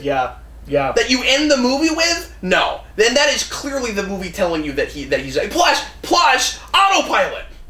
They make a big deal out of he fixed the autopilot. Yeah. He's not dead. Yeah. Whether that makes sense or not, what is that doing there if it's not the movie telling you he's alive? Yeah. No, you're right. So yeah, that's not a remotely valid theory in my head. With all due respect to people who thought they were super clever when they came up with that, if she's not in that scene, it's interesting. It's not possible because she's there. Mm-hmm. And like, well, I say he hasn't met her. He knows about her and stuff. He doesn't know about them as a couple. Why would he imagine them together? Mm-hmm. That would not be the person he would want. He doesn't know that she helped Bruce Wayne save the city. He doesn't know about any of that. Yeah. So that's not a particularly good movie. Yeah. Here's the thing. Because we said at the beginning, like, it's not so bad after PBS. And you know what? It's not so bad after PBS. Right. The problem is, in the moment, the film doesn't work at all. Like, on any level. In the moment, yeah. I don't think the movie As works. I'm writing about it, I can't help but come up with all kinds of interesting things that the movie either might have been about or is establishing stuff that it doesn't explore enough. On a story level, this movie has one of two problems. Either they cut too much stuff out of this movie, and there is a better cut of this movie, or they needed another draft or two. Oh, yeah. It's one of those two things. It definitely reads like a rough draft. And the thing is, I have the script book. The script is more or less exactly the same, with the exception, I think there's like a Gordon speech that's cut. I forget. But anyway, just because the script we have is not super altered from this doesn't mean that there wasn't a lot cut out of it. And even like before they shot it, because obviously it's just the draft. It's either the draft they shot from, or they don't want to tell us too much about what might have been in it, so they altered it after the fact. I'm not saying that's what happened. I'm just saying it's a possibility, I guess. And you say that like it's conspiratorial. I have read enough script books where I know that they do that. I don't want to be conspiratorial. That's what I'm saying. Is I don't know if that's a thing. But that's not conspiratorial. Is that a thing people do? Yeah, I have a Star Wars script book that has commentary like in between scenes where like this is how I found out so many of the early drafts of Star Wars is it's different people talking about like and it breaks down like the different drafts of the film while also giving you the script for the movie. Except we know it's not the script for the movie because we have the Han Leia scene in Empire where she says I love you and he says I know. Yeah. Immediately, and we know that wasn't scripted. Yeah, it's written in script, and then immediately underneath of it, Irving Kershner says he improv that on the day. He said, "I love you too" back in the script. So they retroactively write a script that or change the script to look like what the movie looks like. They type the movie. Yeah, I don't think this is uncommon. It's the subtitles for in screenplay form scripts. Yeah, I don't think that's uncommon. This is also the kind of case where, boy, I wish movie novelizations are what they used to be. Because I think we now try to make sure movie novelizations are as close to the finished film as possible. Yeah. Man, I would have loved a novelization, like an 80s novelization of this movie. And by the way, this movie has the worst movie novelization I have ever looked at. Now, to be fair, I haven't read a whole lot of them, but it's the worst. So it's Greg Cox. Greg Cox is not the best writer ever. And he's not the best adapter ever, and it reads like... I don't know if there was a junior novelization, but there shouldn't have been, because it reads like Dark Knight Rises, the junior novelization, only worse. Like, R.L. Stine should have written that over Greg Cox. It's really bad, and I read it. I actually bought it online and spent too much to read a digital copy of it 2 days after this movie came out, just because I was sure, as we were talking about earlier, that I was missing things and that this movie didn't work because I was missing stuff and not paying enough attention. I mean, I did everything I could. I just poured over everything I could pour over and could not piece this together. Also, I have told this story before, or mentioned this before, but I have to talk about it again because it's one of my favorite things. Because I mentioned junior novelization, there's a storybook for this movie. And this movie is too dark for a children's storybook, right? Can we all agree on that? Yeah. A little too dark for that. Difficult to do all the like revolution and political stuff that's in this movie, right? Yeah. So, what happens is in that story is Bane shows up and Batman fights him in the sewer, and that's pretty much the whole story. And the plot of the storybook for Dark Knight Rises is identical to the plot of the storybook for The Amazing Spider-Man, which came out the same year. Oh, can I complain about something really minor that I complained about earlier? Yeah. Desi Basara means rise. Yep. That can't possibly be right. Yeah. Because Desi Basara could mean rise, but you wouldn't. That would be like, I guess, are they rise? Like, is that what they're doing? Well, yeah, and then one of those words might be a pronoun or something. Like, it might not just be rise, it might be like he rise or he rise, or let's see if he's gonna rise today. Desi means let's see if he gonna. It's a real loose translation. So when that guy says, when Bruce is like, what does it mean? Which, by the way, that's a thing that always has driven me crazy. Bruce is like, what does it mean? How long have you been here? Listening to them say that, you're just now asking that question when you go, yeah, okay. But anyway, yeah, I always assumed it was a sentence, and that like, I don't think it's a command, I don't think it's a single word, I think it's a sentence. It just... with a noun and a verb. Again, it feels like a lesser film made by lesser people than the ones before, where like that feels like a joke. Like, you have an entire sentence in another language, and what does that mean? It's part of it because we're taking ourselves so seriously, and we're like being overly dramatic about everything, so that characters don't ask questions you would naturally ask. So if you're in that scene, and somebody says, what does that mean, oatmeal? You're like, how does oatmeal take that long to say? Yeah. No, and I realize there are languages where... there's a lot more syllables in words, like German words tend to be longer. Japanese sentences, to say something that would take us 6 seconds, tend to be a lot longer than our sentences. Yeah. Sure. My issue is the repetition of Desi. That's where the repetition. Yeah. Yeah, it's because it's Desi Basara. So it sounds like 2 words. It sounds like 2 words, and they're repeating them. Like, so maybe it is like he rises, or something like that. Or like go rise. Yeah, or, yeah. You rising Morphin Power Rangers. Let's see if he's gonna rise today. Anyway, everyone, thanks as always for watching. We sure appreciate it. I know this is a really divisive film, so we're looking forward to the comments. Let us know what you think about this movie, and I hope you enjoyed watching it along with us. Next time, we're going to talk about something obviously completely different. We're going to watch a movie that I've not watched at all since it first came out. It is Assault on Arkham. Batman Assault on Arkham. I have watched it at least one more time, if not twice. Have you really? Yeah, I have a friend that... it's fun. I mean, I can see why you go back to it. Well, I have a friend that loves Killer Croc. This is also my friend that loves Venom and Carnage. It's one of the few post-Flashpoint movies that's worth watching, or that's at least kind of fun. You know? Killer Croc is like his favorite Batman villain, and I was like, okay, well, Killer Croc's not in this. I don't think he's in this. I'm like, but there's a character that's basically just Killer Croc, so you want to watch this movie, and he likes bad guy stuff, so like we watched it together. I may have watched it another time outside of that, but that's the only recollection I have going back to it. I like the Suicide Squad. It's a fun movie. Yeah, so we'll be doing that next time, and in the meantime, I'm Captain Logan. And I'm Eric. Thanks so much for watching. We will see you tomorrow. Desi.